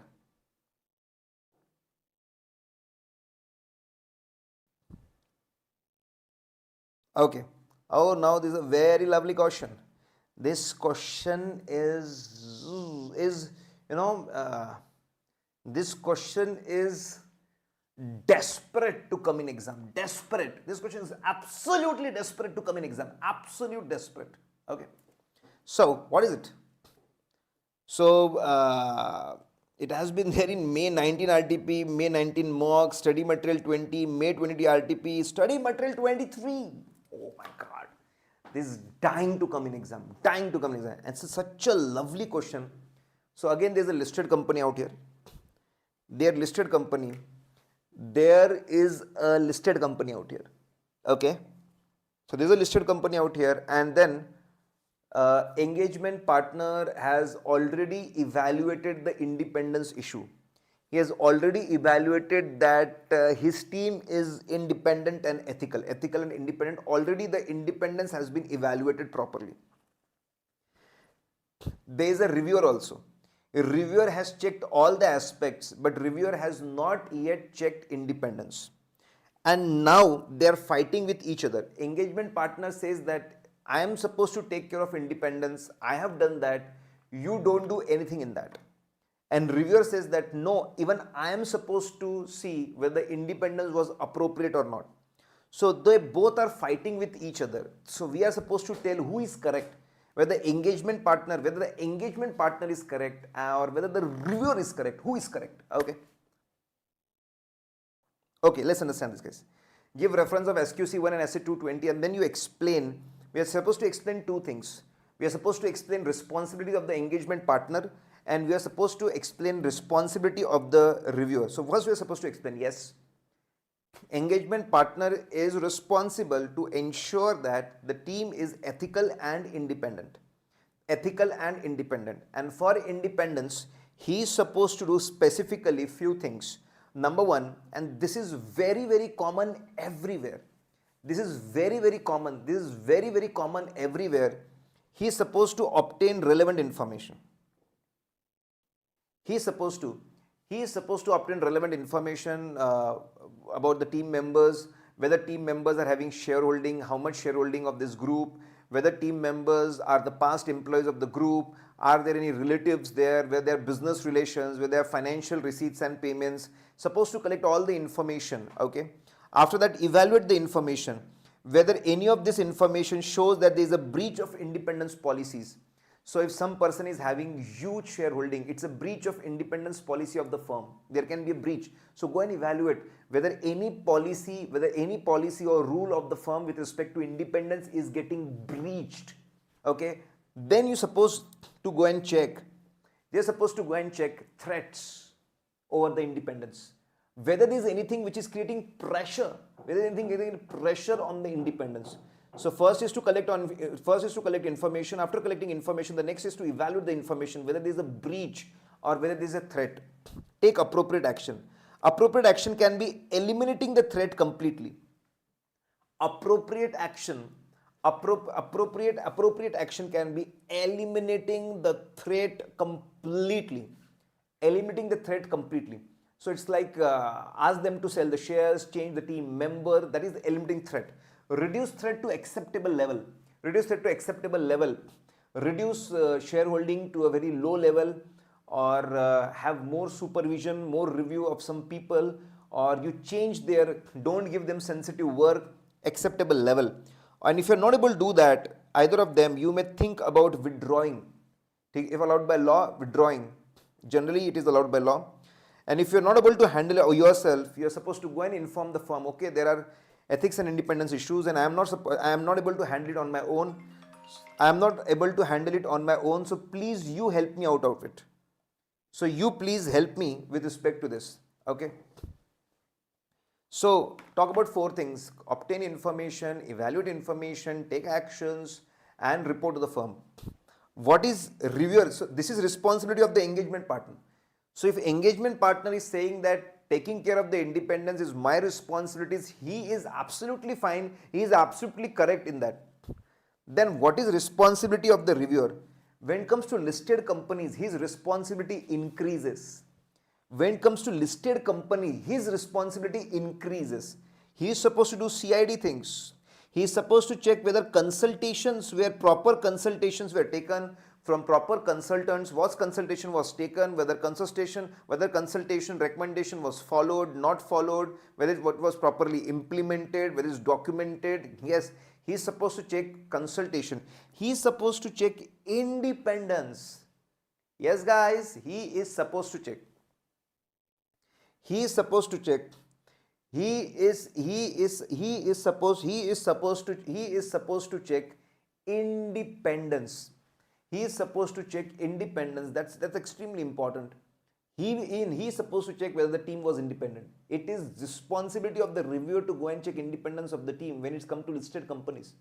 He is supposed to check whether documents reflect the real audit procedures, evidences, and the analysis, real audit procedures, evidences, and conclusions, whether documents are reliable, audit documents. So he is supposed to focus on 3 things when it comes to listed. Now the question, so the clarity is, independence has to be evaluated by both engagement partner and reviewer.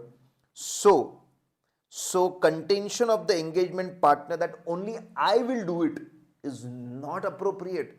Both are supposed to check it. That was lovely, guys. That was lovely. That was wonderful. Okay. Now this again question from the study material. This question is again from the study material, guys, and again a lovely question. So they say that what they're saying is, a CA firm auditor gives a Caro report, and in Caro report there's a clause number 7. In Caro report there's a clause number 7 which talks about statutory dues, and then auditor has done reporting about the statutory dues, and he says that they are generally regular.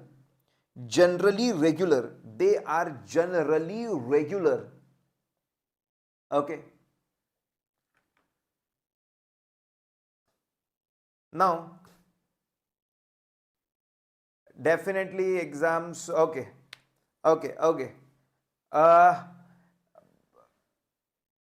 Now generally regular in paying statutory dues. So it is a very vague wording they are using. So this is not to be written in exams, but you should know the background. As per guidance note on Caro,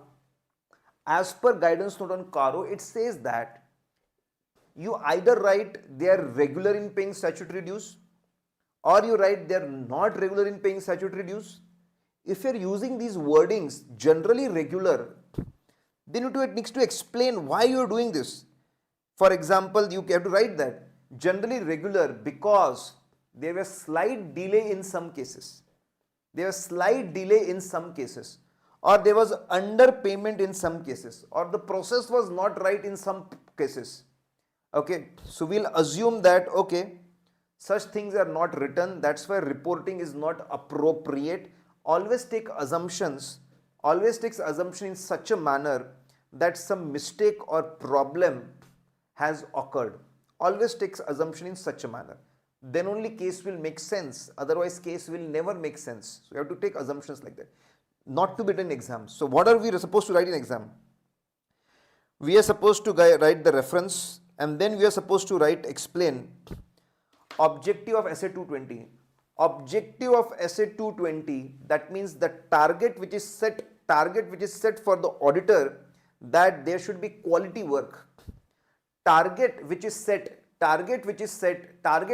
is there should be quality work, and quality work means two things. Guys, quality work means two things. Quality means two things. Number one, work should be as per legal requirement. Below that, it should be as per regulatory requirement. Below that, it should be as per professional standards. And second, the report should be appropriate. Appropriate means it should be reliable in the circumstances. It should be reliable. It should be relevant. It should be relevant. So when you do two things, it is you say that there is a quality thing. Conclusion, discuss the case, complete thing, and then you write. So there's a clear-cut non-compliance of law, regulation, standards. The guidance note on CARO is not properly followed. There's a non-compliance. And next is report is also not appropriate. Record is not relevant. It's not appropriate. It is not properly presented. It is not properly presented. So objectives of essay 220 are not achieved. Objectives of essay 220 are not achieved. Okay. Now,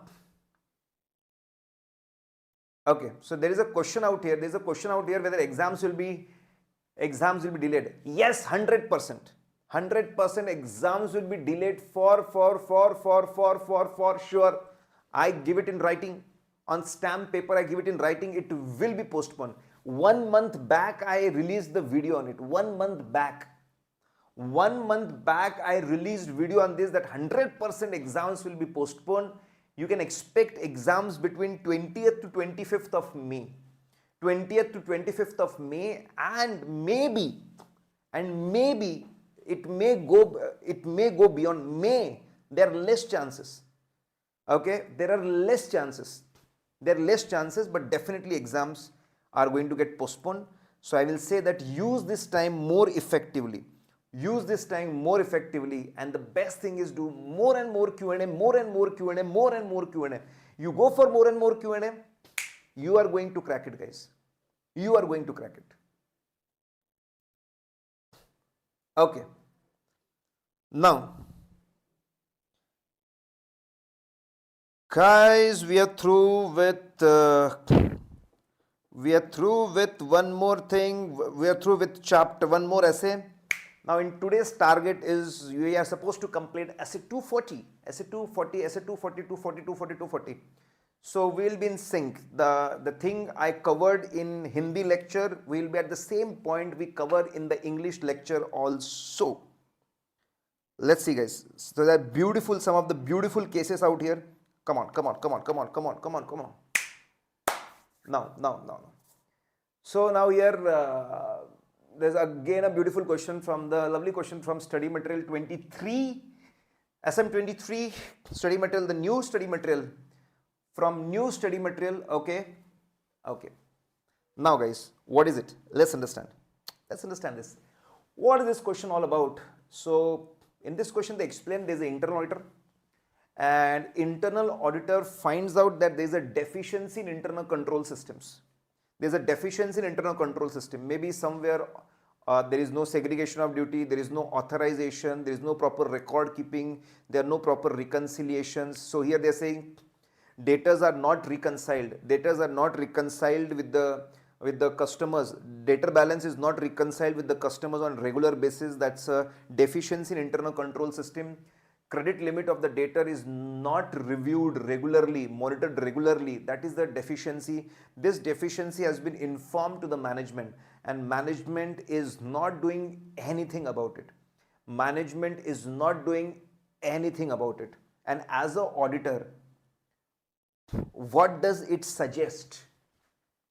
As an auditor, what does it suggest? What as an auditor, what does it suggest? What's the hint? What does it suggest? What is the hint? What is it suggesting? What is the hint or what is the suggestion? Okay. So, what are we supposed to write? Give reference of essay 240, write the full name, explain one line. This standard guides us guides us. It explains frauds in detail. It guides us as an auditor how it guides us and give principles how we can identify the fraud risk, perform examination for the fraud risk, and maybe identify material misstatement due to frauds. Okay, so it gives a guidance in that regard. Then you explain the fraud risk factors. So circumstances or conditions which can lead to fraud, which can become reason for fraud, they are called fraud risk factors. They are called fraud risk factors. They are called fraud risk factors, and there are three types of fraud risk factors. There are guys three types of fraud risk factors. Three types of fraud risk factors. POW. P stands for pressure. Because of pressure to show more profits, more turnover, people may do fraud. Because of attitude, because of unethical attitude and principles or careless attitude, frauds can happen. Or because of opportunity, when the situation says that it is very easy to do frauds, very easy to do frauds, fraud can happen, opportunity, POW. And then you explain that one particular point, that deficiencies has been informed and these deficiencies are not resolved. It is a clear-cut example of a fraud risk factor. This is a clear-cut example of poor attitude. This is an example of carelessness. And because of carelessness, this is an example of carelessness. This is a very poor attitude, because of which manipulations can happen. Manipulations can happen because of this carelessness. So you discuss the complete case and then you explain. So what auditor understand from this is that it is a fraud risk factor. What auditor understands from this? What auditor understands from this that it is a fraud risk factor. Okay, that it is a fraud risk factor. It is a fraud risk factor and it may lead to fraud risk, and we may ultimately get fraud because of it. Okay. So guys, we are very beautiful question was that. And next, oh great, again, now this is a very unique question altogether. A very unique question altogether. So they are saying that is a social media company. There is a social media company. There is a social media company, and new law has come up for them. There is a social media company, and new law rules and regulations have come up for them. And because new law rules regulations have come up for them, so in this scenario, what this scenario suggests to the auditor, and how will you evaluate compliance? They are asking two things. That as an auditor, what does it suggest? As an auditor, what does it suggest? Okay, what does it suggest? That is one thing. What does it suggest is one thing, and next thing,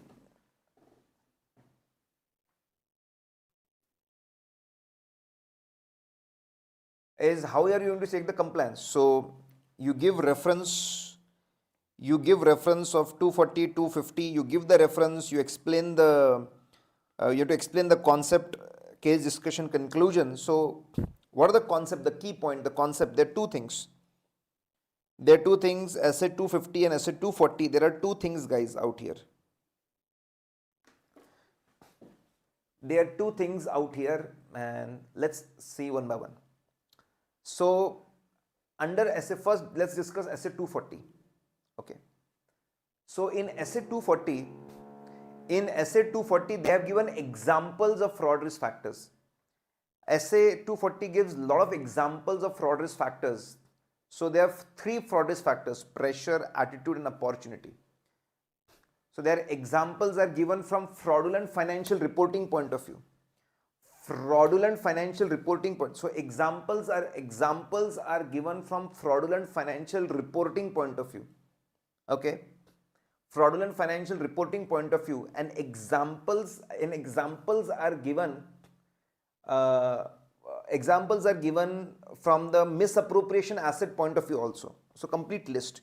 In titanium, we have covered all those points with proper shortcuts also, and there is a proper shortcut, we have covered them. Okay, let's understand this, guys. Let's understand now.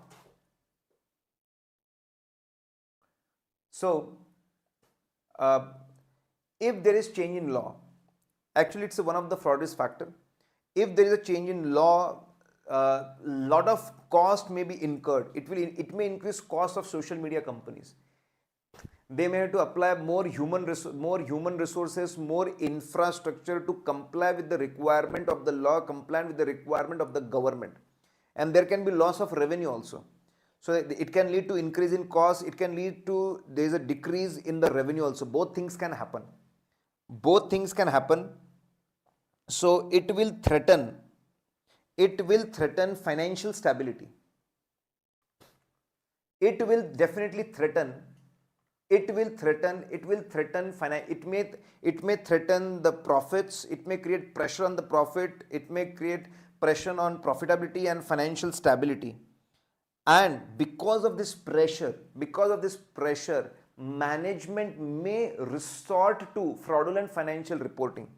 So it is a fraud risk factors. So basically you're supposed to say this recent change creating pressure on the profitability and financial stability is a fraud risk factor for fraudulent financial reporting. Because of this, fraudulent financial reporting will happen. As I said, guys, these questions are learning in itself. They will, if exactly these kind of similar questions come, you will be killing it. Or they will educate you, they will make you capable of solving new questions and MCQs also.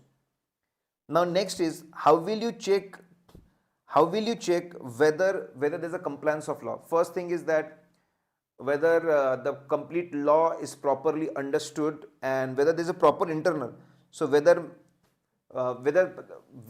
all the requirements of the law are identified, completely understood.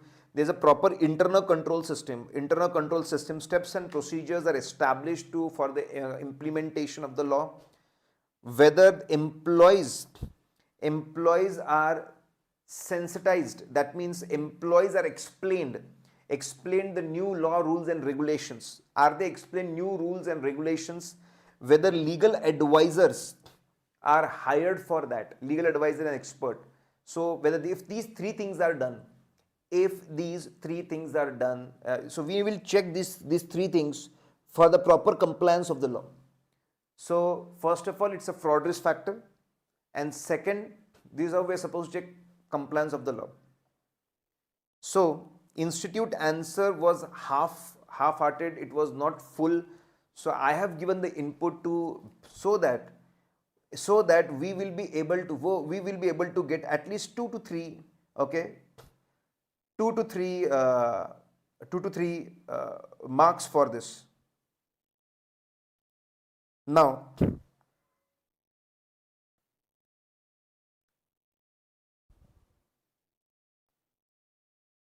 Now guys, the next thing is guys, again a lovely question. Responsive audit procedures, it has been asked in the study material. So what this question is all about? So they say that there's a company and they are planning to do expansion in the next year. And expansion is happening in the next year. But turnover has increased in current year. There's there's almost 33% increase in the turnover. There's a huge increase. Now there's a big question. If the production capacity has not increased, number of unit produced has not increased, how the hell turnover increased? Yeah, there can be monetary increase, but then it's quite unusual. This is quite unusual. Okay. So first we are supposed to say out here is that, okay, SA 240 is applicable, and it explains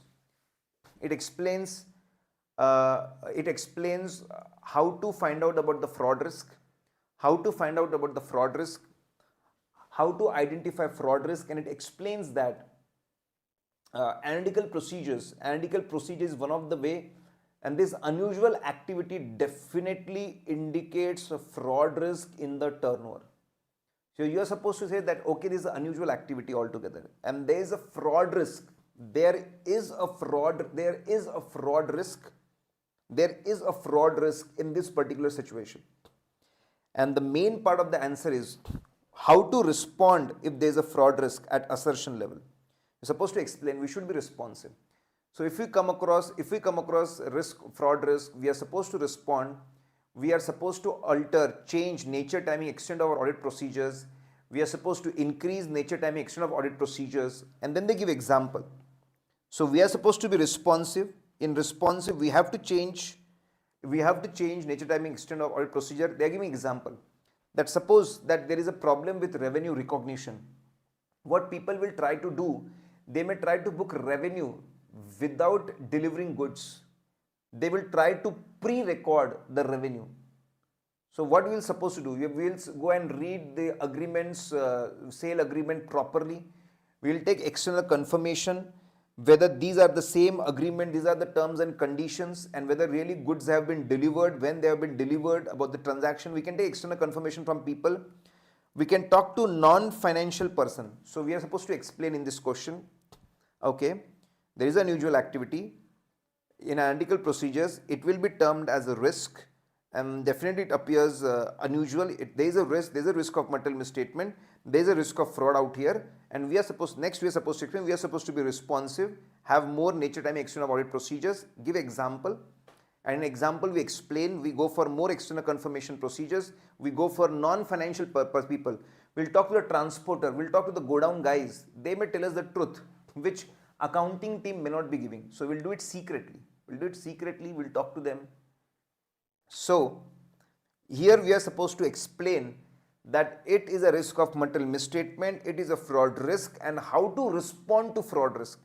So if a good student, what an intelligent student will do is, a good student and an intelligent student will remember, okay, I'm supposed to focus on two things out here. I'm supposed to explain that a fraud risk is being identified, and then how to respond to a fraud risk. And he will then set his things. So this is how you can win this game. If you can fix, okay, these are the broad point I'm supposed to focus on, then you are doing it, then you are killing it.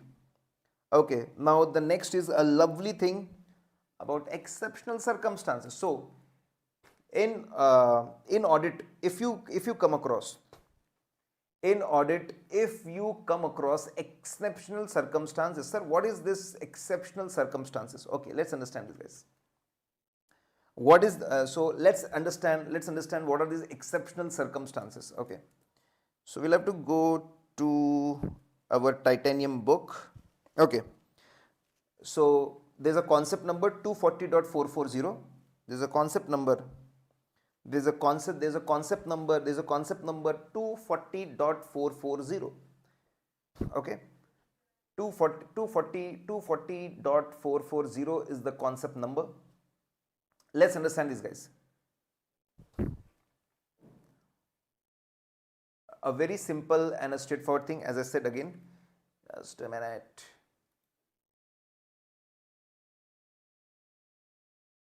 Okay. Now, so we are supposed to explain whenever a fraud is identified, or there is a suspected fraud, whenever a fraud is identified, whenever a fraud is identified or there is a suspected fraud, and if it is of huge amount, or a lot of senior people are involved, promoters, owners are involved, or management is not cooperating, it is called as exceptional circumstances. Point number one. As soon as this happens, auditor is supposed to sit, he is supposed to understand law, rules and regulations, that where he is supposed to report this fraud. Is he supposed to go and report it to RBI? Is he supposed to report to SEBI? Is he supposed to report to MCA? He is supposed to do that fraud reporting, whatever is applicable. Next, he is supposed to think, is this fraud such big enough that we have lost all the faith on the client? Are we supposed to withdraw? If we are supposed to withdraw, we should go and talk to people and explain why we are withdrawing. You are supposed to explain reasons. You are supposed to explain to board of directors, TCWG and everyone why you are withdrawing. And finally, withdraw, explain the reasons with withdrawal, and then report about the withdrawal.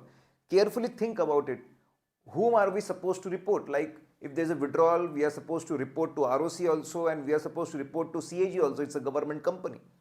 So you focus on three things. In exceptional circumstances, you talk about fraud and suspected fraud, you talk about fraud reporting, you talk about withdrawal, and 3 points into withdrawal. Decision of withdrawal, reason of withdrawal, reporting of withdrawal. This is how you remember things, the broad points. This is how you remember things, the broad point, guys. Okay. Now,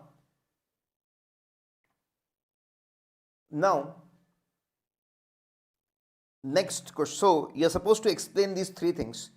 So we have given the concept numbers. Wherever the concept is relevant, we have given the concept number. Okay. Oh, lot of lovely question. This is a beautiful question, guys. So guys, last few questions for 240. I think last two questions for 240, and we will be through with today's target. And we completed all the questions of SQC1, we completed all the question of SA220, we completed all the question of SA240, and let me tell you guys, these are very interesting standards. They offer a lot of interesting, they are very interesting standards, they offer a lot of interesting questions. So it is absolutely fine. We were having target of 35 questions, but then in some lectures we will be able to cover less. In some lectures we will be able to cover on the higher side. Okay. Now guys, let's talk about this question. Lovely question. So the question is, there's a company which are doing four things. They own some hotels. So they have their own hotels and they earn a lot of revenue from those hotels. Then the next is they are managing certain hotels. They are managing a lot of hotels. And the next thing is they are selling tourism packages also. They are selling tourism packages also. And they are doing corporate booking for airline booking also. So they have multiple streams. Of revenue. Okay. And the very complicated issue, there is complicated internal control systems.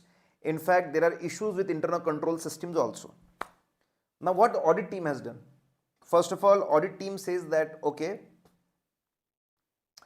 audit team said that we are not, because of the past experience, Because of the past experience, past has been really good. There were no frauds identified ever in the revenue recognition.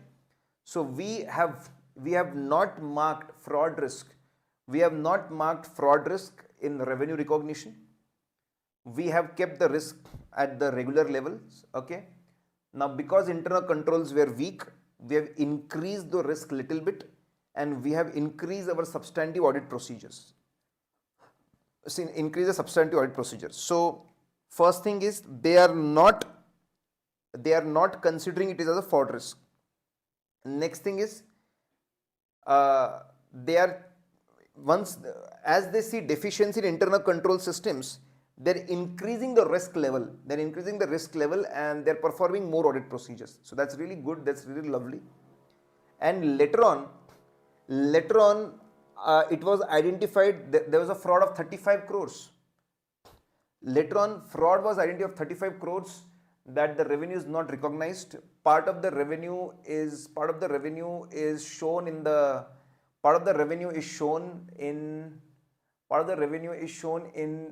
books in the personal account of the CFO. Under the personal account of CFO, and part of the revenue, okay, part of the revenue is shown in other accounts as advance. So revenue recognition is compromised drastically to the tune of 35 crores. Okay, now, so there are three things. There's a nature of business, there is an approach of audit team, and there's a fraud which is recognized. Multiple essays are there. Sir, is there any rule to apply multiple essays? Guys, let me tell you, all these questions where multiple essays are applied, first they come in MTPs and RTPs. First they generally come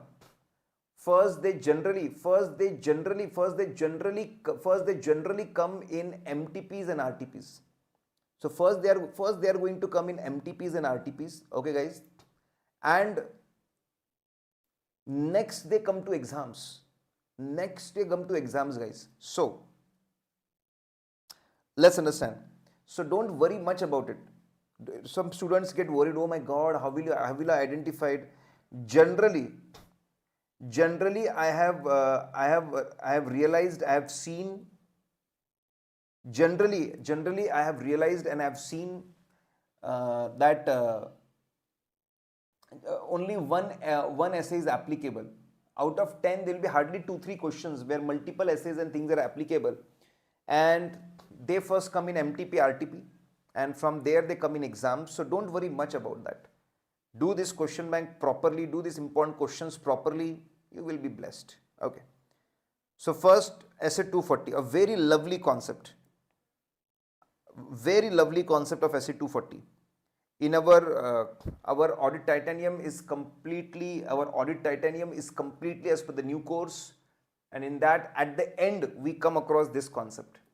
So what essay 240 says? Essay 240 says that before looking anything, we should make a presumption.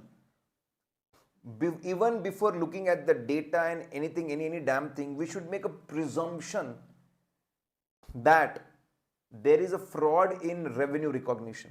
You should always presume there is a fraud risk. There is a fraud risk in revenue recognition. Always make this presumption. Always. This presumption can be rebuted. This can be rebuted. This can be cancelled. This can be rebuted. It can be cancelled. If there is a single stream of revenue and a very simple revenue, single stream of revenue, for example, we only get rental income from the 5 properties. We get only rental income, and that too rental income from 5 properties. A very simple. So every month there are 5 revenue entry. That's it. There is nothing else. So we can cancel this presumption and we can say that there is no fraud risk. But here in this question, there are multiple streams of revenue, complicated agreements, internal control weakness. There is no chance we can rebut this presumption. It is a mistake of the audit team not to mark revenue recognition as a fraud risk. It is a non-compliance of principles of essay 240. It is thorough, it's a non-compliance. 100% it is a non-compliance of SA 240, guys. Then after this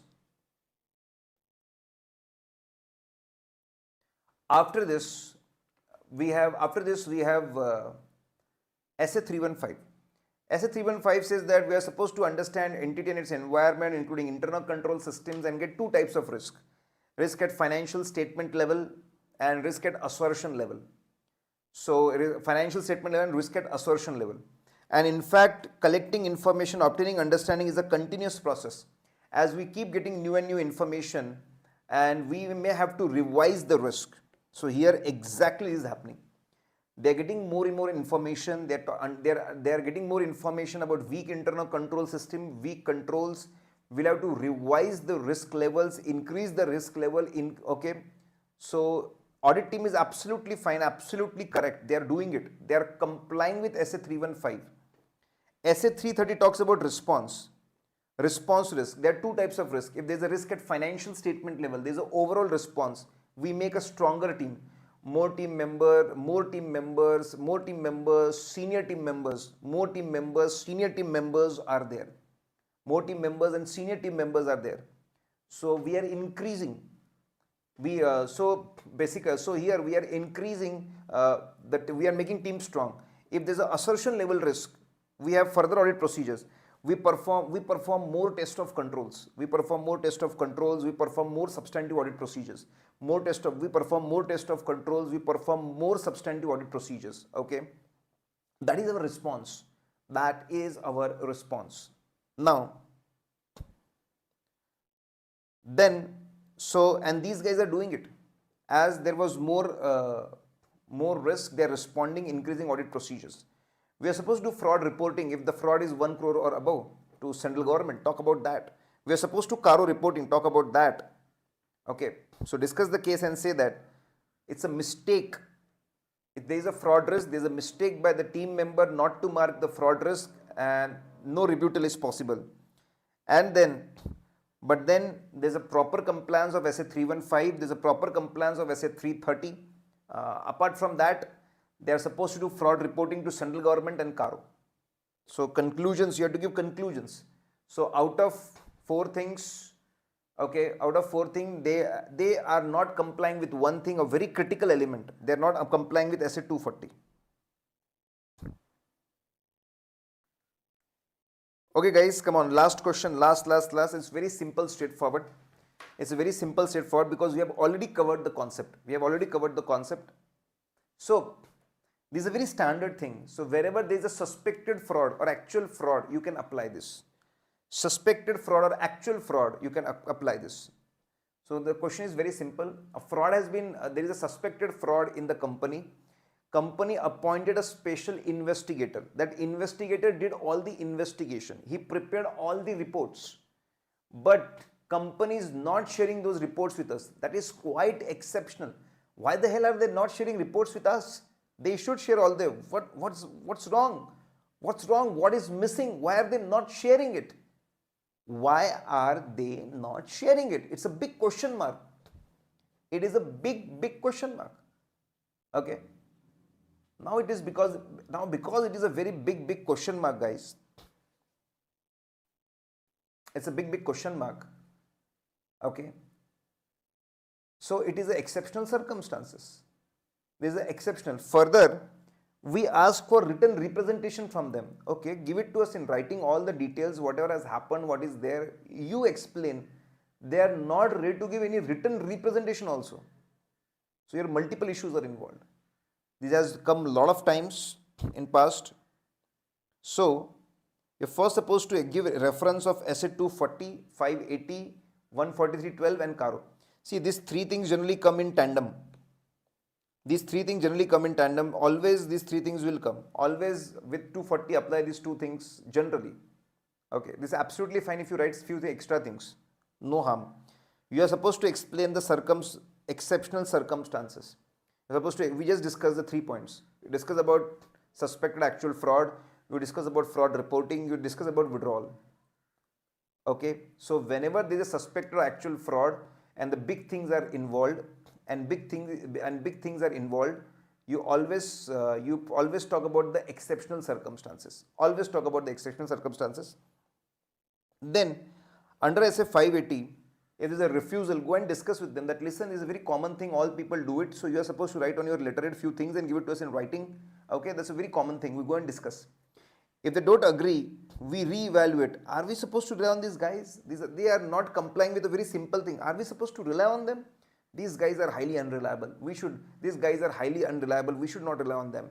Re-evaluate the integrity and take appropriate action. Appropriate action can be more audit procedures, more external evidences, or so more audit evidence, so we can go for alternative audit procedures, more external evidences.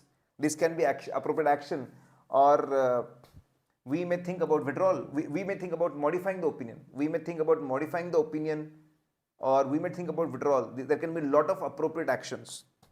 So talk about these three things: 143.12 Caro, and then finally case discussion, and then you say that in this particular scenario out here, okay, they are not sharing the special report as per SA 240 and 580. We may think about withdrawal. Further, we have to report about the fraud and do Caro reporting also. Okay. So guys, we are through with a lot of questions. Of course, we are through with SA 240 important questions. We are not able to cover every damn thing. We are not able to cover every damn thing, but we have covered a lot of sizable things. Again, guys, this is a special lecture, especially for South students. Do put your lot of lovely comments, your feedbacks, and do tell it to all your colleagues, all your friends and juniors about our content, about our books, our lectures, our flow. It will be really grateful, okay, because they are going to rely more on you, not on me, okay. So please do that for all our efforts.